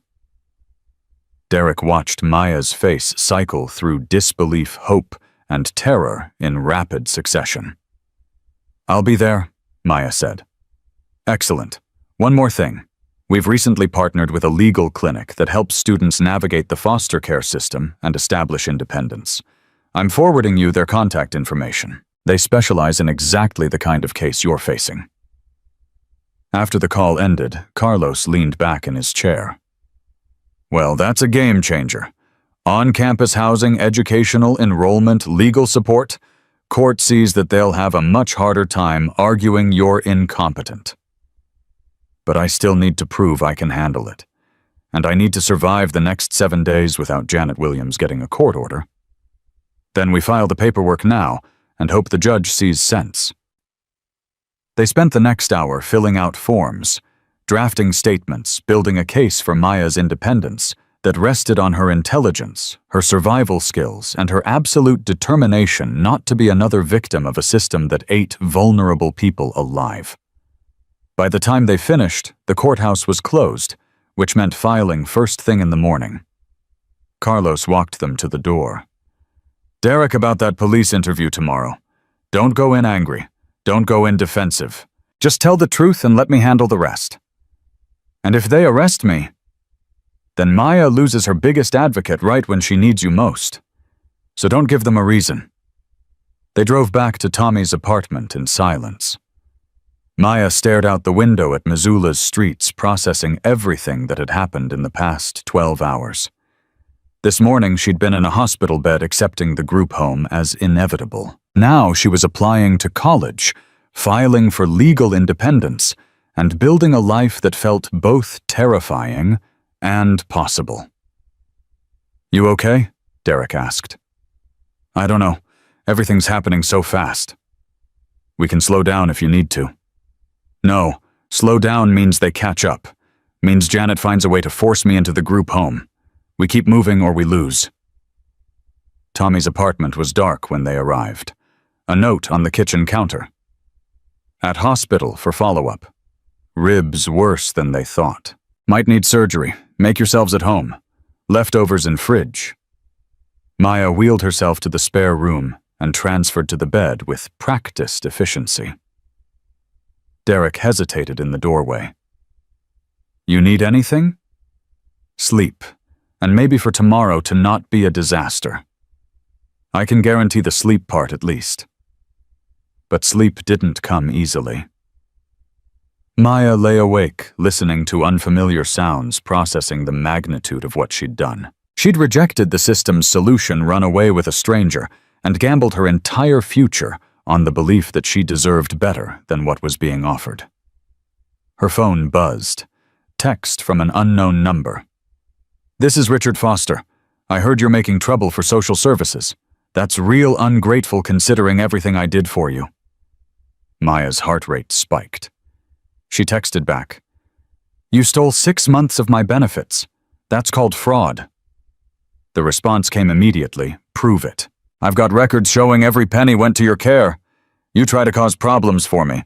I'll make sure everyone knows how unstable you really are. How you ran away with some biker because you can't handle adult responsibilities." Maya's hands shook as she typed, "Stay away from me." "Or what? You'll have your criminal boyfriend beat me up. That'll look great in court. Unstable girl with violent associations. They'll lock you up for your own protection." She threw the phone across the room, heard it hit the wall, didn't care. Tears came hot and angry, her body shaking with fury and helplessness. Derek appeared in the doorway. "What happened?" Maya couldn't speak, just pointed at the phone on the floor. Derek retrieved it, read the messages, his expression darkening with each line. "This is harassment. We're showing this to Carlos. He's right, though. Every choice I make, they'll use against me. I ran away. I'm with you. I rejected help. It all looks like I'm unstable. Or it looks like you're fighting back. Depends who's telling the story. They control the story. They're the system. I'm just some broken girl in a wheelchair." Derek knelt beside the bed, bringing himself to her eye level. "Listen to me. You are not broken. You survived things that would have killed most people. You taught yourself coding while homeless. You're brilliant and strong and stubborn as hell. Richard Foster is scared because he knows you could destroy him if you had the resources. That's why he's trying to intimidate you now before you get those resources. What if I can't do this? What if I fail the MSU interview or the court hearing or everything falls apart? Then we pick up the pieces and try something else. But giving up because you're scared, that's not the girl who survived 6 weeks on the streets. That's not the girl who told off a social worker in a diner full of cops." Maya wiped her eyes. "I'm terrified." "Good. Means you're taking this seriously. Now get some sleep because tomorrow we're going to war and you need to be sharp." But sleep was impossible. At 2 a.m, Maya wheeled herself to the kitchen where Derek sat at the table, his own demons keeping him awake. A bottle of whiskey sat in front of him, unopened. "Can't sleep either?" she asked. "Thinking about the interview tomorrow. What I'm going to say when they ask why a 45-year-old biker is helping an 18-year-old girl. Tell them the truth. The truth sounds crazy. I saw you and saw myself 25 years ago and decided to help for reasons I don't fully understand. That's not crazy. That's human." Derek studied her. "You should hate me right now. I've made your life infinitely more complicated. You gave me choices. First time in 2 years anyone's done that. Choices aren't worth much if they lead nowhere good. They lead somewhere I picked. That's worth everything." Derek's phone buzzed. Text from Marcus, last chance. "Turn in your patch tomorrow and walk away clean. Don't, and we come collect it the hard way." Maya read over his shoulder. "What's the hard way? They take it by force. Beat me down, strip the patch, make an example. Club can't show weakness by letting someone just walk away. That's barbaric. That's brotherhood, loyalty enforced through consequences. You're not going to give it to them, are you? Already made my choice. Giving them the patch now would be admitting I was wrong to help you. I wasn't wrong. Even if it costs you everything. Everything I'm losing was built on violence and fear. Maybe it's time to build something different." The next morning arrived too quickly. Carlos met them at the police station at 8:30, his suit pressed, and his briefcase full of documents establishing Derek's character and Maya's competence. Detective Morrison was younger than Derek expected, maybe 40, with the tired eyes of someone who'd seen too many bad situations disguised as good intentions. "Mr. Sullivan, thank you for coming in voluntarily. Didn't have much choice. Actually, you did, which is why I appreciate the cooperation. Morrison gestured to a small interview room. Ms. Chen, you're welcome to wait here or participate. Your choice. I'm participating. This concerns me. They settled around a metal table. Morrison placed a recorder in the center. This is a voluntary interview regarding allegations of custodial interference and potential exploitation. Mr. Sullivan, you have the right to stop at any time and request an attorney. Already got one, Derek said, nodding at Carlos. Then let's begin. How did you meet Maya Chen? Derek laid it out clearly. Finding her in the warehouse, the hypothermia, the hospital, the choice to help rather than walk away. He didn't minimize his criminal history or his Hells Angels affiliation. Didn't pretend to be something he wasn't. Morrison took notes, his expression neutral. And you're currently housing Ms. Chen. She's staying with a friend while she figures out next steps. A friend you introduced her to? Yes. Ms. Chen, do you feel safe with Mr. Sullivan? Maya met his eyes directly. I feel safer with him than I've felt in 2 years. He's never threatened me, never touched me inappropriately, never asked for anything in return for his help. But you barely know him. I know he saved my life. I know he lost his home and his brotherhood because of me. I know he's facing exactly this kind of interrogation because he helped someone in need. That tells me more about his character than months of casual acquaintance would. Morrison shifted his attention back to Derek. Social Services alleges you removed Ms. Chen from the hospital against medical advice. She discharged herself. I just gave her a ride. To avoid placement in a licensed care facility. To avoid a facility she didn't want to go to. She's 18. That's called personal choice. Or manipulation. Carlos interjected smoothly. Detective, unless you have evidence of actual manipulation, coercion, or exploitation, this line of questioning is inappropriate. Maya Chen is a legal adult who made informed decisions about her own welfare. The fact that those decisions don't align with social services preferences doesn't constitute a crime. Morrison leaned back. I'm trying to establish whether Mr. Sullivan has inappropriate intentions toward a vulnerable young woman. My intention, Derek said quietly, is to help her build a life where she doesn't have to depend on anyone. Not me, not the system, not anyone. Independence. That's all I want for her. Why? Because nobody wanted that for me, and I spent 22 years being exactly what people expected from a throwaway foster kid. Maya deserves better than what I got. Morrison studied him for a long moment. You really believe that? It's the only thing I'm sure of. The detective turned off the recorder. Off the record, I think you're either the best person Maya could have met, or the worst. I can't tell which. But I can tell you this. Social Services is pushing hard for a competency hearing. They want Maya declared unable to care for herself. If that happens, the state gets guardianship and you lose all access. When's the hearing? Next week. Judge Patterson. He's fair but conservative. Tends to side with institutional care over individual arrangements. Morrison stood. Mr. Sullivan, I don't have enough evidence to charge you with anything, but I'll be watching. If this situation goes sideways, I'll come down on you hard. Understood? Understood.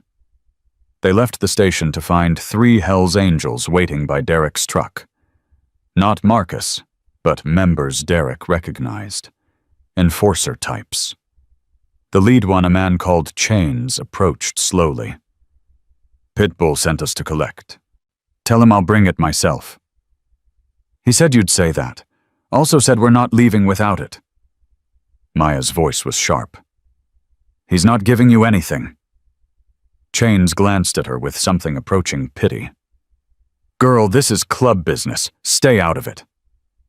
It became my business when you decided his helping me was worth beating him over. We don't want to hurt him. We just want the patch. He gives it peacefully, everyone walks away clean. Derek looked at the 3 men, calculating odds and consequences. He could fight, probably take one down before the others overwhelmed him. But fighting would prove every accusation Janet Williams had made, would give Detective Morrison reason to arrest him, would destroy any chance Maya had at the court hearing. "I'll get it." He reached into his truck's cab, pulled out his leather vest with its Hell's Angels patch, the symbol of 22 years of brotherhood and belonging, ran his fingers over the worn leather one last time. Maya grabbed his arm. "You don't have to do this." "Yeah, I do. Not for them, for you. You can't win in court if I'm in jail for assault." He handed the vest to Chains, who took it with surprising gentleness. "For what it's worth," Chains said quietly. "Some of us think you're doing the right thing, but the club's the club." They left. Derek stood in the parking lot feeling lighter and heavier at the same time. 22 years gone. No more brotherhood, no more backup, no more identity, except what he built from here forward. "I'm sorry," Maya whispered. "Don't be. I chose this." Derek checked his watch. "We've got an hour before your MSU interview. You ready?" "No, but I'm going anyway." Rachel Kim's office overlooked the campus quad students hurrying between buildings with the purposeful energy of people building futures. Maya watched them through the window and tried to remember what it felt like to be that certain about tomorrow. "Miss Chen, thank you for coming." Rachel was maybe 50, with kind eyes and the efficient manner of someone who dealt with crises daily. "I've reviewed your file extensively. I have to say your situation is unusual." "That's one way to put it." "Let me be direct. Your test scores and academic record are exceptional. You should be in your sophomore year right now, probably on track for advanced degrees.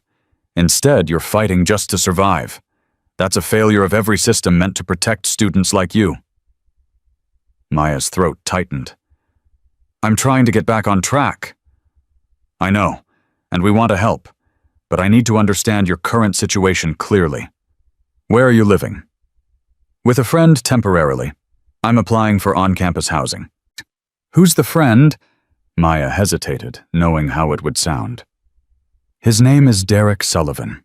He found me when I was homeless and helped me get medical treatment." Rachel made notes.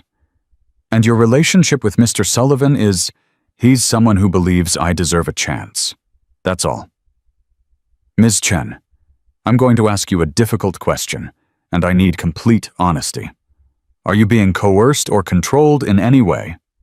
"No, I'm making my own choices for the first time in 2 years, even though those choices have resulted in conflict with social services and law enforcement, especially because of that. The system wanted me to accept a group home where I'd be warehoused until I aged out of their concern. Derek showed me I could fight for something better." Rachel set down her pen. "Here's the situation. MSU can offer you full scholarship, accessible housing, and support services, but we can't be in the middle of a legal battle with the state over your competency. If you enroll, you need to be stable and independent. Can you guarantee that—" "I'm filing for legal independence next week. Court hearing is scheduled. And if you lose that hearing, then I appeal. And I keep fighting until someone understands that being disabled doesn't make me incompetent." Rachel studied her for a long moment. "I'm going to tell you something that doesn't leave this room. I was in foster care until I was 19, aged out with nothing, worked 3 jobs to put myself through. Community college, transferred here for my bachelor's, eventually got my master's and this position. I understand exactly what you're facing." Maya felt tears threatening. "Then you know I can't give up. I know you shouldn't have to fight this hard, but I also know you can win if you're smart about it." Rachel pulled up forms on her computer. "I'm approving your re-enrollment effective immediately. Spring semester starts in 6 weeks. That gives you time to win your court case and get settled. But Maya, if you're not stable by then, we'll have to reconsider. The university can't support students who are in constant legal crisis." "I understand. And thank you." Don't thank me yet. Thank me when you graduate.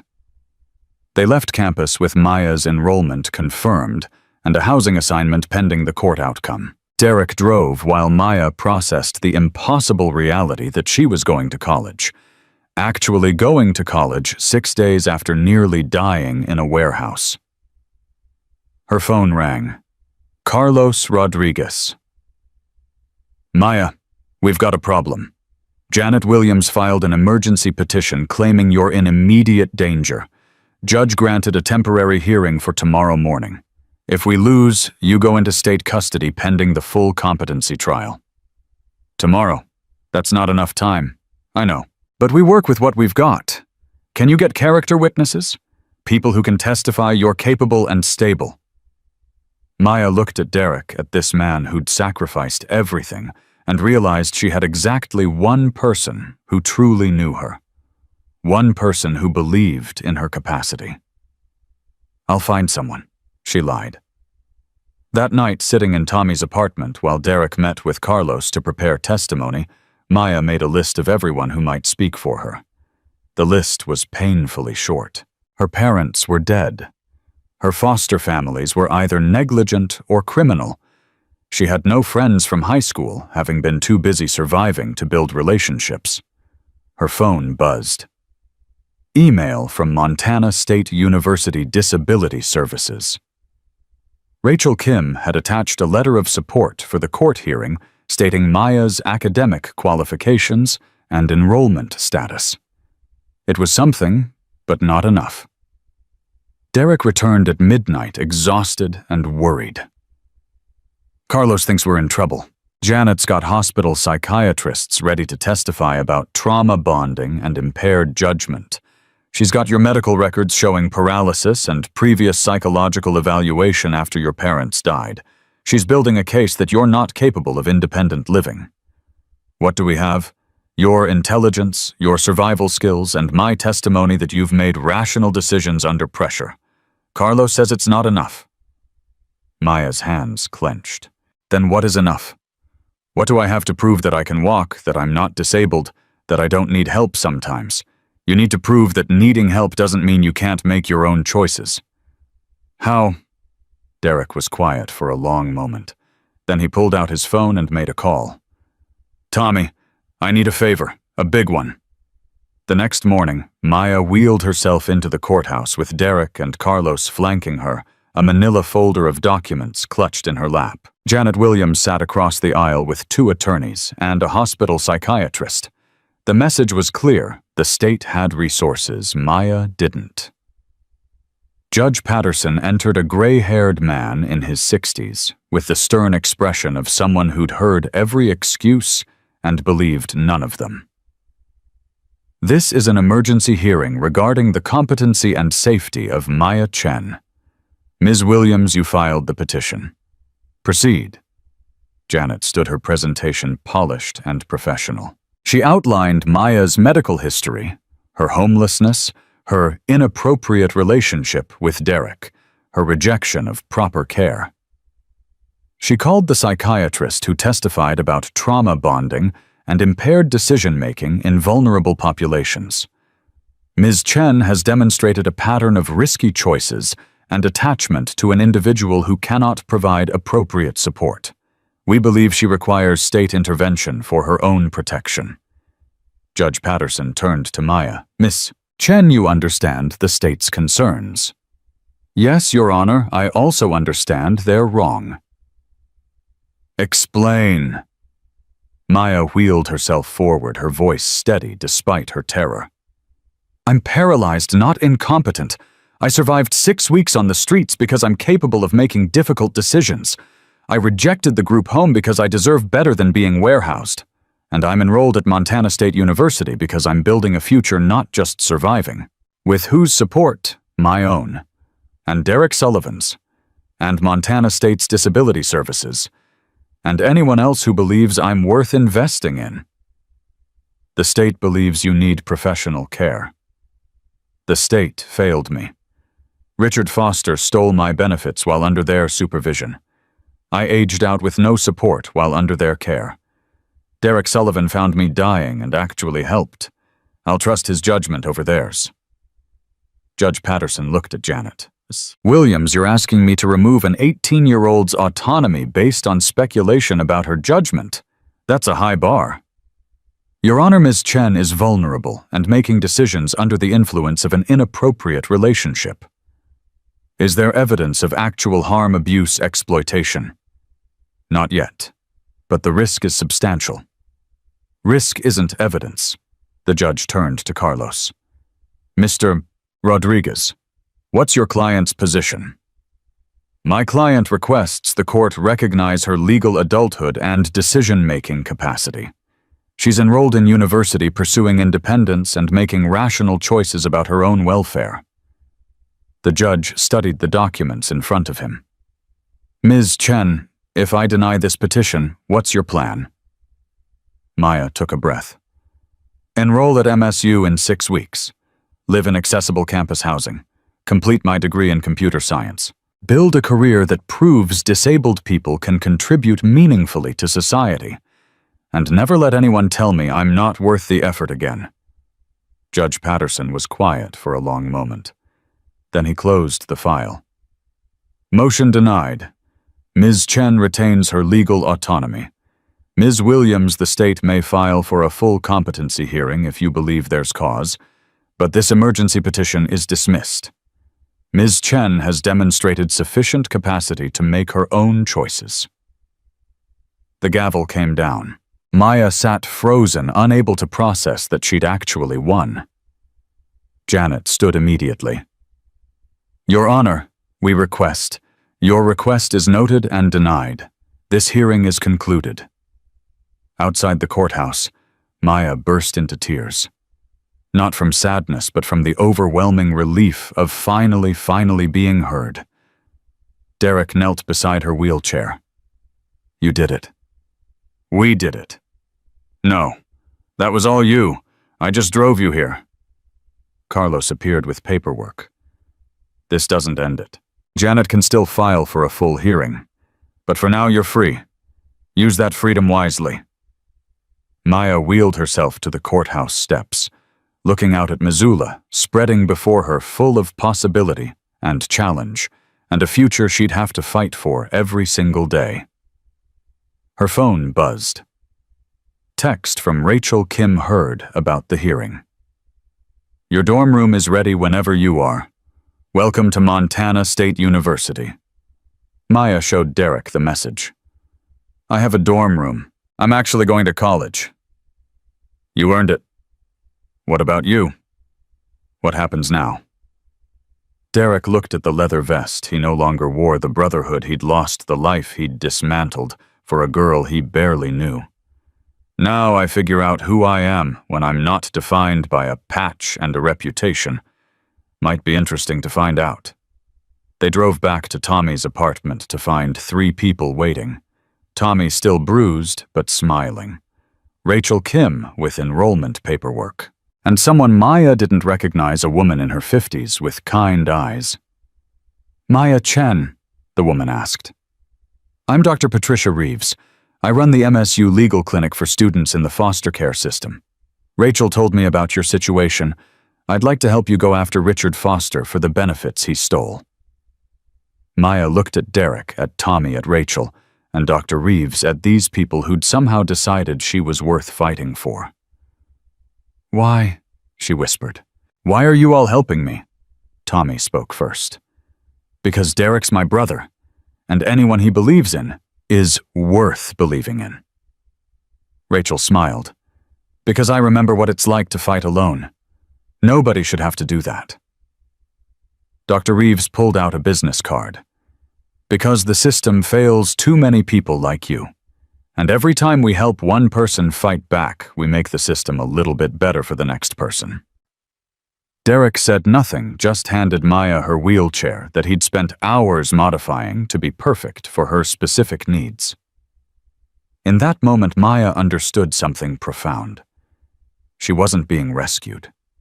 She was being empowered. There was a difference, and it mattered more than anything else in the world. 6 weeks passed like a storm, fast and transformative, and leaving everything changed in its wake. Maya moved into her dorm room at Montana State University on a Wednesday morning. Derek carrying boxes while she directed traffic from her wheelchair with the precision of a general commanding troops. "That box goes by the desk. No, the other desk. Yes, there." Her roommate, a sophomore named Jessica, who studied environmental science, watched the organized chaos with amusement. "You two have this down to a science." "Practice," Maya said. "We've moved 3 times in the past month." Derek set down the last box, his back aching, but his expression satisfied. The dorm room was small, but fully accessible, with a modified bathroom and lowered desk surfaces. Maya's parents' wheelchair fit perfectly beside the bed. "You need anything else?" Derek asked. Maya looked around at the room that represented everything she'd fought for. "No, I think I'm good." "Then I'll get out of your way. Let you settle in." "Derek." Maya wheeled herself over to him. "Thank you. For everything. You did the hard part. I just drove the truck." After he left, Jessica helped Maya unpack. The other girl worked in comfortable silence until curiosity finally won. "So, what's the deal with you and the biker guy everyone's been talking about it?" Maya had expected this question since orientation week when her story had spread through campus like wildfire. Disabled girl rescued by Hell's Angel who gave up everything to help her. It made good gossip, which meant it was almost entirely wrong. "Derek found me when I was homeless, helped me get stable enough to come here. That's it." "That's not it. I heard he fought his entire motorcycle gang for you, lost his home and everything. He made choices. I made choices. We both ended up here. Are you two like together?" "No. He's 45 and I'm 18. We're friends. Or something like friends. I don't really know what to call it." Jessica pulled out a photo frame, studied the picture of a couple Maya recognized as her parents. "These them? Yeah, 2 years ago, before the accident. I'm sorry." "Me too. But they'd be proud of this, of me being here."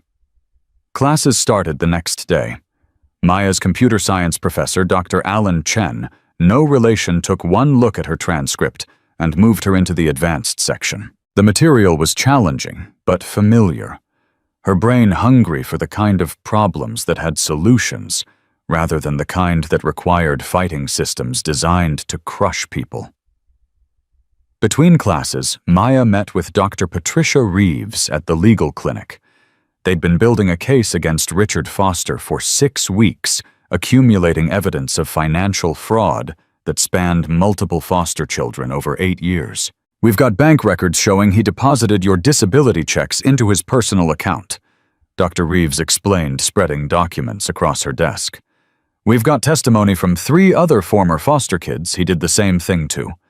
And we've got his signature on forms claiming he spent the money on your care when you were actually homeless." "Is it enough?" "For criminal charges." "Yes, for recovery of funds. That's harder. Richard spent most of the money. Even if we win, you might only recover a fraction of what he stole." Maya's hands tightened on her armrests. "I don't care about the money. I care about him not doing this to someone else."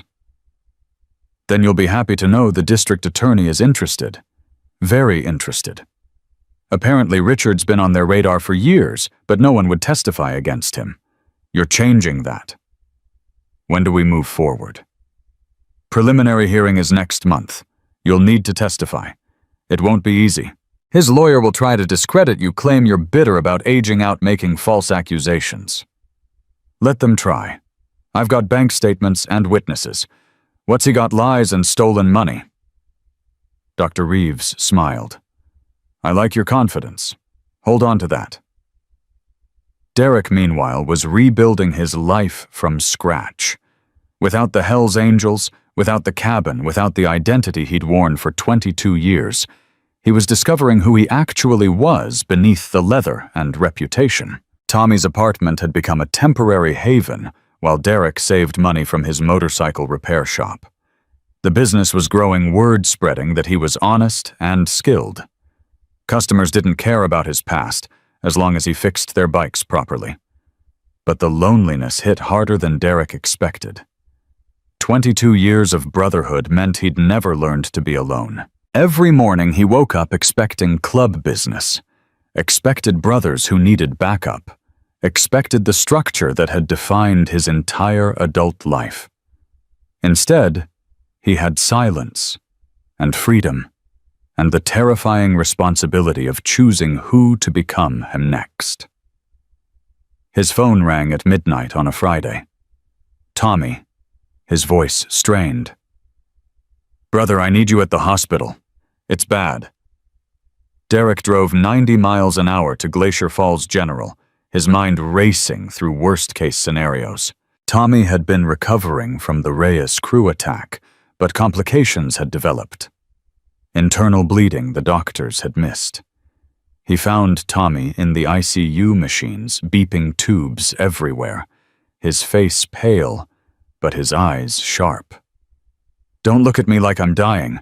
I'm not dying." What happened? Ruptured spleen, delayed complication from the knife wound. They're taking me into surgery in an hour. Tommy gripped Derek's hand. "Listen, there's something you need to know. Marcus came to see me yesterday." Derek's jaw tightened. "What did he want?" "To tell me the Reyes crew is pushing harder. They think without you we're weak. 3 of our businesses got hit this week. Marcus wants to retaliate, but half the club thinks we should negotiate. They're fracturing Derek. Without you holding the line, they're falling apart." "Not my problem anymore." "Isn't it? You spent 22 years building that brotherhood. You really going to let it collapse because they made you choose? They made their choice when they kicked me out. Did they, or did you make yours and they respected it?" Tommy coughed, pain flashing across his face. "Marcus told me something else. Said the vote to kick you out wasn't unanimous. Said it was close. Real close." Derek felt something shift in his chest. "Why are you telling me this?" "Because you're miserable, brother. I see it every day. You helped Maya, which was right. But you're lost without the club, which is also true. Maybe there's a way to have both." "The club made it clear. I can't have both."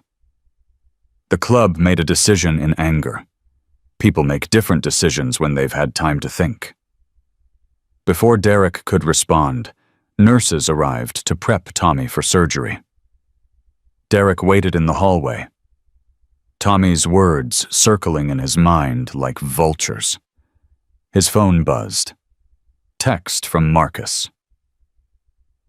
"Heard Tommy's in surgery. How is he?" Derek stared at the message for a long moment before typing back, "Fighting." Like always. Marcus's response came immediately. "Good. We need fighters. Miss having you on our side." "I made my choice. Choices can change. Think about it." Derek deleted the message and went to find coffee. In the hospital cafeteria, he ran into someone he didn't expect. Janet Williams, the social worker who'd fought so hard to take Maya into state custody. She looked as surprised to see him as he felt. They stood in awkward silence for a moment. "How's Maya?" Janet finally asked. "Thriving. Straight A's at MSU, working with the legal clinic to go after Richard Foster, building exactly the life she deserves." Janet's expression was complicated. "I heard about the enrollment. I'm glad she's doing well." "Are you... because 6 weeks ago you wanted her declared incompetent."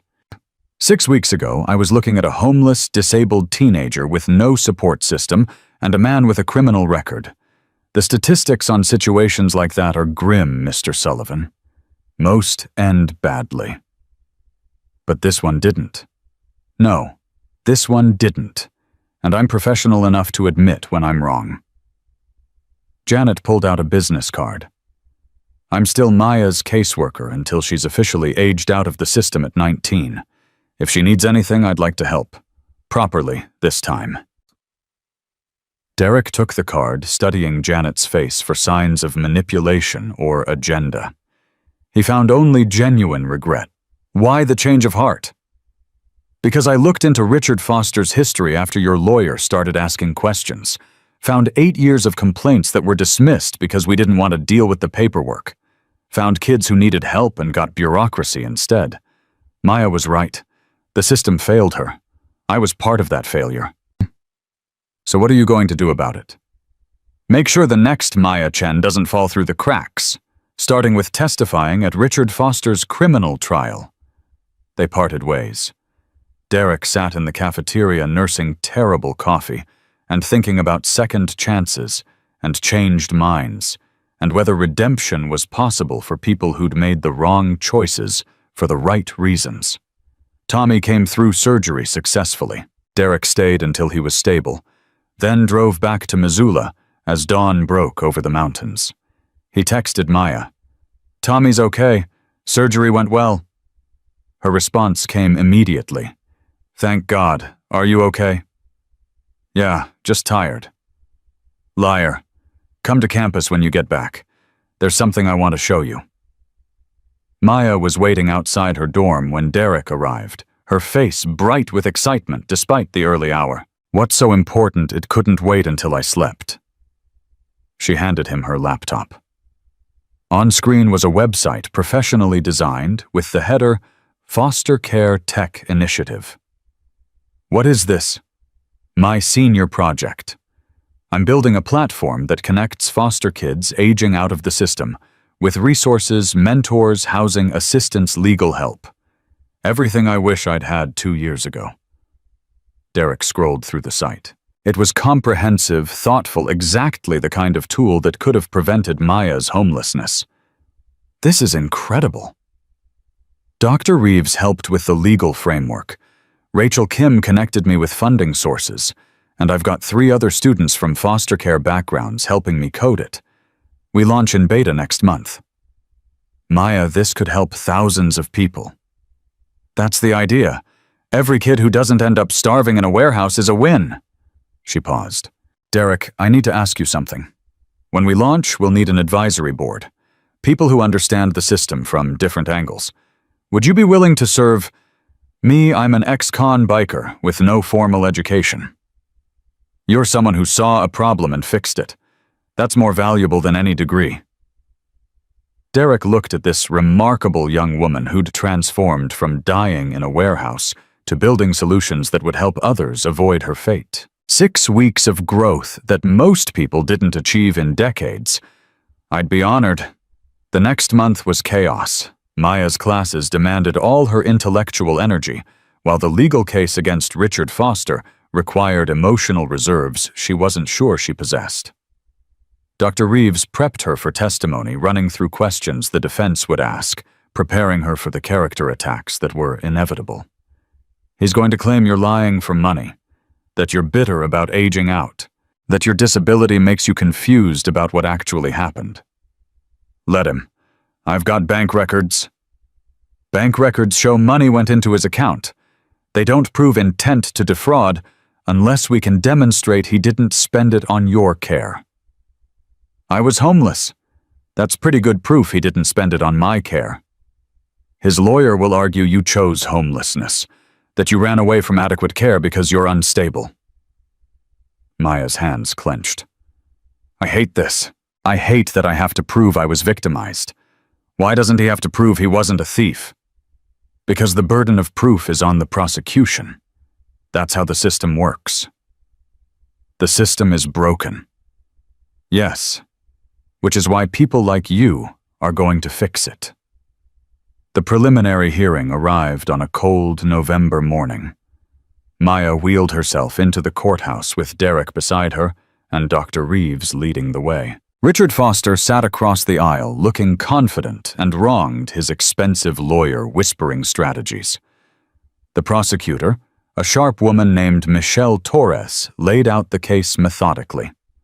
Bank records showing deposits, testimony from other foster children, documentation of Maya's homelessness while supposedly under Richard's care.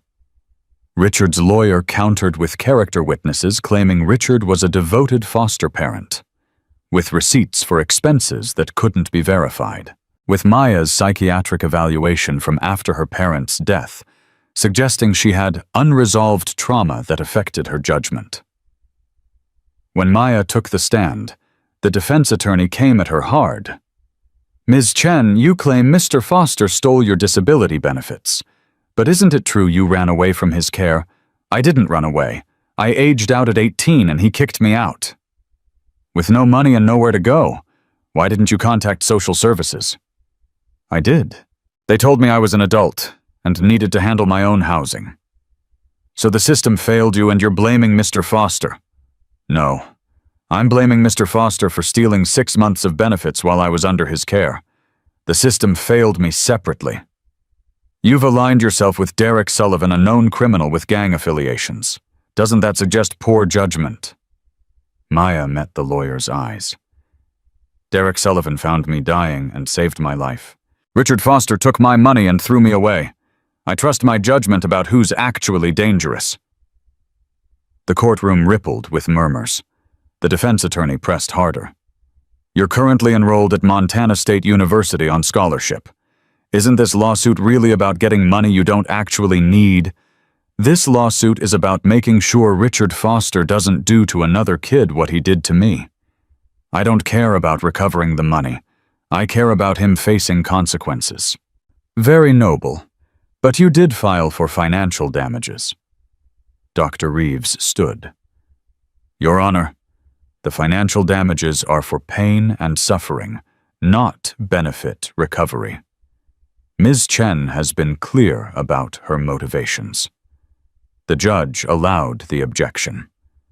Maya continued testifying, laying out 6 months of stolen checks, of asking Richard for money for food, and being told the benefits had been spent on her care of turning 18 and being handed garbage bags for her belongings and told to leave. By the time she finished, 3 jurors were crying. Richard took the stand in his own defense, calm and practiced. He painted himself as a devoted guardian dealing with a difficult teenager, claimed every penny went to Maya's care, suggested her paralysis made her high maintenance and expensive. "I gave that girl everything, a home food medical care, and this is how she repays me with lies and accusations." Michelle Torres stood for cross-examination. "Mr. Foster, if you spent Maya's benefits on her care, where are the receipts?" "I don't keep receipts for everything. Food, utilities, basic necessities." "But you claimed $18,000 in expenses over 6 months. Surely you have some documentation. Like I said, basic necessities, groceries, electric bills, things like that. Things that would show up on your bank statements." "Of course." Michelle pulled out documents. "These are your bank statements from the period in question. I see deposits of Maya's disability checks. I see withdrawals at casinos, liquor stores, sporting goods stores. I don't see evidence of $18,000 spent on a disabled teenager's care." Richard's lawyer objected. The judge reviewed the statements and allowed them as evidence. The hearing lasted 6 hours. By the end, the judge ruled there was sufficient evidence for a criminal trial. Richard Foster was charged with fraud, theft, and exploitation of a vulnerable person. Outside the courthouse, reporters waited. Maya's case had attracted media attention, the foster care tech initiative she was building, adding human interest to an already compelling story. "Ms. Chen, how does it feel to see your abuser face charges?" Maya looked directly at the camera. "It feels like justice taking its first steps, but this isn't about me anymore. This is about every foster kid who's been stolen from, lied to, and discarded by people who were supposed to protect them. Richard Foster is one person. The system that enabled him is the real problem. What would you say to other foster youth in similar situations? Fight back. Document everything. Find people who believe in you. And never accept what they tell you is good enough when you deserve better." The interview went viral. By that evening, Maya's foster care tech initiative website had crashed from traffic.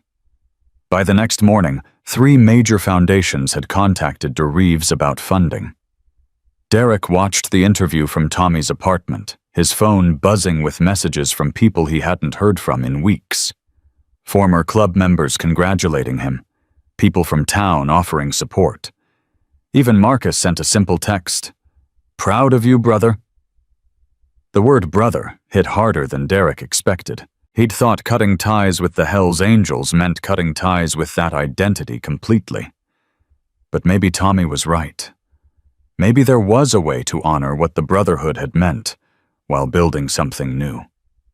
He drove to the Rusty Spoke that night, his first time back since surrendering his patch. The parking lot was full of motorcycles, the sound of engines and laughter spilling into the November cold. Inside, conversations stopped. 12 men turned to look at Derek, standing in the doorway without his vest, without his patch, without the armor he'd worn for 22 years. Marcus stood slowly. "Reaper." "I'm not Reaper anymore." "No. You're Derek Sullivan. The guy who gave up everything to help someone who needed it. The guy who showed us what loyalty actually looks like when it costs you something real." Derek stayed by the door, unsure of his welcome. "I'm not here to ask for my patch back." "Good. Because we're not giving it back. What you did leaving the club for that girl that closed a door, can't reopen it." "Then why am I here?" Marcus walked over, stopping a few feet away. "Because you're still our brother. Patch or no patch. And brothers help each other when things get hard." "What are you asking? The Reyes crew is pushing hard. We need counsel. Someone who knows how to fight smart instead of just fighting hard. You built a life outside the club. We need to learn how to do that without losing what makes us us." Derek looked around at faces he'd known for decades. Men who'd bled with him, fought beside him, shared victories and losses. Walking away had been necessary, but staying away forever felt like abandoning family, even dysfunctional family. "I can't come back to the club. That bridge is burned." "Not asking you to. Asking you to help us evolve. The world's changing. We change or we die.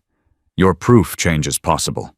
But Derek thought about Maya transforming trauma into advocacy, about Tommy fighting to recover from injuries that could have killed him, about himself rebuilding an identity from scratch at 45. "I'll help, but on my terms. No violence, no illegal activity, just advice from someone who learned the hard way that there's more than one kind of strength." Marcus extended his hand. "Deal." They shook, and Derek felt something settle in his chest. Not the old brotherhood, but something new. A connection that honored the past, while building toward something better. Back at Montana State, Maya received an unexpected visitor. Janet Williams carrying a stack of files and an expression that was almost nervous. "I hope you don't mind me dropping by." Maya gestured to her dorm room. "Come in. What brings you here?" Janet set down the files. "I've been doing research since the hearing. Found 47 cases similar to yours in the past decade. Foster kids who aged out with missing benefits, fraudulent guardians, systematic failures. I want to make this right. How? By actually doing my job. By investigating every complaint instead of dismissing them as difficult teenagers. By being the social worker I thought I was when I started this career." Janet pulled out a document. "I'm also testifying at Richard Foster's criminal trial. Full disclosure of every warning sign we ignored, every complaint we dismissed. It won't undo the damage, but it might prevent future damage." Maya studied the woman who'd tried so hard to control her life 6 weeks ago. "Why the change?" "Because you were right. About everything. The system failed you. I failed you. And instead of admitting it, I tried to force you into a box that made my job easier. That's not care, that's convenience. So what are you going to do differently? Listen to the kids first. Believe them first. Investigate thoroughly instead of assuming they're exaggerating. And make sure no one else gets treated the way you were treated." Maya felt something hard in her chest soften slightly. That would mean a lot. I know I can't fix the past, but maybe I can help you fix the future. Your tech initiative, the foster care platform, I'd like to help. Connect you with kids who need it. Promote it through official channels. Make sure it actually reaches the people it's designed to serve. You'd do that? It's the least I can do. I've spent 12 years moving files around. Time to actually move the needle. After Janet left, Maya sat in her dorm room thinking about forgiveness and second chances and how people changed when they finally had to face the consequences of their choices. Her phone rang. Derek. Hey, you busy? Never too busy. What's up? Just wanted to hear your voice. Make sure you're okay after the hearing. I'm okay. Better than okay. Janet Williams was just here. She's going to help with the platform. That's huge. You building an army of advocates. Something like that. How are you really? Derek was quiet for a moment. I went to the Rusty Spoke tonight. Talked to Marcus. Maya's heart skipped. And they want my help evolving the club. No patch, no membership, just counsel from someone who's been where they are. How do you feel about that? Scared? Hopeful? Like maybe I can honor what the Brotherhood meant while building something new? Like maybe you've been teaching me there's more than one way to belong? Derek, you saved my life. No. I gave you a chance. You saved your own life. We saved each other. There's a difference. 2 months later, Richard Foster's criminal trial ended with a guilty verdict on all counts. The judge sentenced him to 5 years in prison and ordered him to pay restitution to all foster children he'd defrauded. Maya watched the sentencing from the gallery, Derek beside her, Dr. Reeves on her other side, Janet Williams, 3 rows back. When the judge read the verdict, Maya felt tears she didn't know she'd been holding. Outside the courthouse, reporters asked for statements. Maya was ready. This verdict doesn't give me back the 6 months I spent homeless. Doesn't erase the trauma or the fear or the cold nights wondering if I'd survive until morning. But it proves that vulnerable people matter. That stealing from kids in wheelchairs has consequences. That the system can work when enough people decide to make it work. What's next for you? Finishing my degree.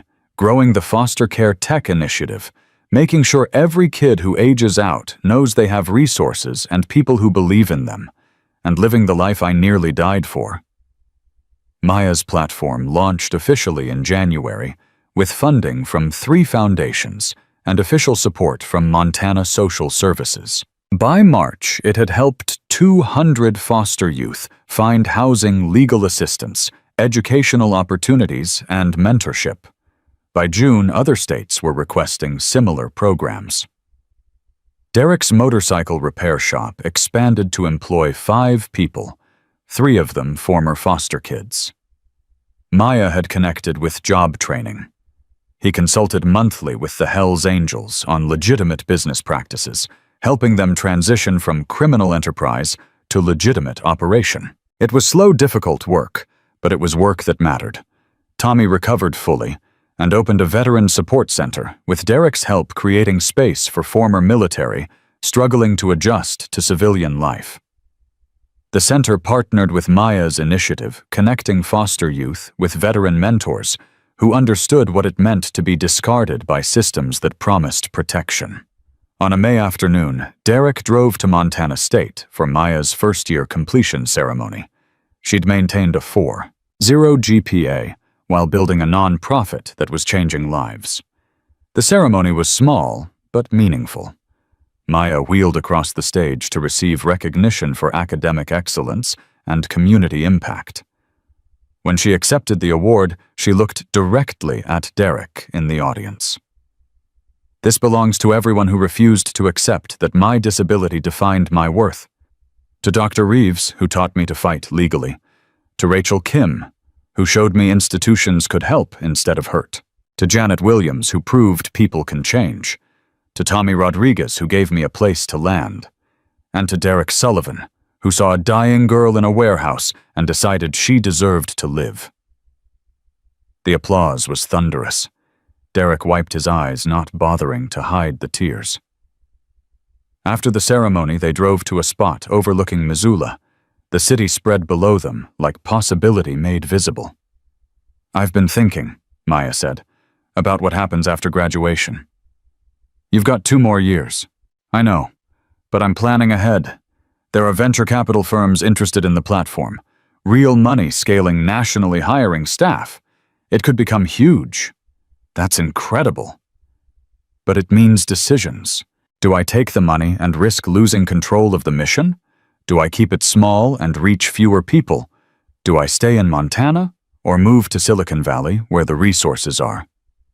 Derek looked at her, seeing not the starving girl from the warehouse, but a powerful young woman wrestling with meaningful choices. "What do you want?" "I want to help as many people as possible without compromising what makes the platform work. I want to honor my parents' memory by building something that lasts. And I want to prove that people like me aren't burdens to be managed, we're assets to be invested in." "Then do that. Whatever form it takes, do that." Maya was quiet for a moment. "What about you? What do you want?" Derek thought about the question he'd been asking himself for months. "I want to keep building. The shop, the veteran center, helping the club transition. I want to wake up every day knowing I'm creating something instead of destroying something. And I want to watch you change the world because I know you will." We changed each other's world. That counts for something. It counts for everything. They sat in comfortable silence, 2 people who'd met at their lowest points and refused to stay there. The warehouse where Derek had found Maya was being converted into a community center for homeless youth. The group home in Billings had been investigated after Maya's case, revealing systematic neglect that led to administrative changes. Richard Foster's conviction had sparked a wave of investigations into foster care fraud across Montana. One person's fight had become a movement. One biker's choice had become a blueprint for redemption. Maya's phone buzzed with a message from a foster youth in Wyoming who'd found her platform and used it to secure housing and college enrollment. Then another message from a girl in Idaho who'd avoided homelessness because of resources Maya had built. Then another, and another, each one a life changed because Maya had refused to accept that surviving was enough. Derek watched her read the messages, saw the weight of responsibility and the lightness of purpose fighting for space on her face. "You okay?" he asked. "Yeah, just realizing that almost dying in a warehouse was the beginning, not the end. That every terrible thing that happened led to this moment where I can help people avoid the same terrible things." "You turned your pain into purpose. That's rare." "We both did. You spent 22 years being who everyone expected, then threw it away to become who you needed to be. That's just as rare." The sun was setting over Missoula, painting the sky in shades of gold and crimson. Derek thought about the man he'd been 6 months ago, defined by violence and loyalty to codes that required him to be less than human. That man seemed like a stranger, now someone he'd known intimately, but no longer recognized. "I was talking to Marcus last week," Derek said. "He told me something interesting. Said that helping you was the most Hell's Angels thing I'd ever done." "How's that? Because the club's whole identity is protecting people who can't protect themselves. We just forgot that somewhere along the way started protecting territories and profits instead of people." He said watching me choose you over the club reminded them what they'd lost. "Are you going back?" "No, that door's closed, but I'm helping them find a new door, one that leads somewhere better." Maya reached over and took his hand, an easy gesture of affection that would have been impossible 6 months ago when touch meant danger and trust was a fantasy. "Thank you," she said simply. "For what?" "For seeing me when I was invisible. For fighting when fighting cost you everything. For showing me that people can be good even when the world tells them goodness is weakness." Derek squeezed her hand gently. You showed me the same thing. That strength isn't violence. That courage is choosing to care when caring makes you vulnerable. That the best thing you can do with a second chance is help someone else get their first chance. They watched the sun disappear below the horizon, two survivors who'd refused to let their scars define their futures. The girl who'd faced winter alone had found warmth. The biker who'd carried her had found purpose. Together they'd built something neither could have created separately, proof that broken systems can't break people who refuse to stay broken. That chosen family matters more than blood or patches, that the most profound transformations happen when someone decides another person's life is worth fighting for.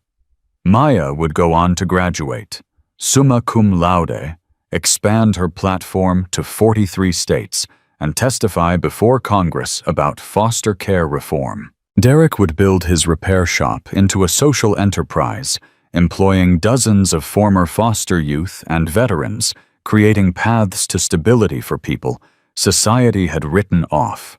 Their story would be told in newspapers and documentaries, held up as an example of what's possible when people choose connection over convenience. But none of that mattered as much as this moment sitting on a hill overlooking Missoula. Two people who'd met at their breaking points and refused to break, who'd faced winter alone until someone carried them through it, who'd learned that being saved and saving yourself aren't contradictory, they're collaborative. Maya Chen had survived because Derek Sullivan chose to help. Derek Sullivan had transformed because Maya Chen chose to trust. And in that choosing, in that mutual decision to see each other's worth when no one else would, they'd both discovered something more valuable than rescue or redemption. They'd discovered that sometimes the people who save us are the ones we save in return, and that the strongest bonds aren't forged in comfort, but in the fire of fighting together for futures no one else believed they deserved.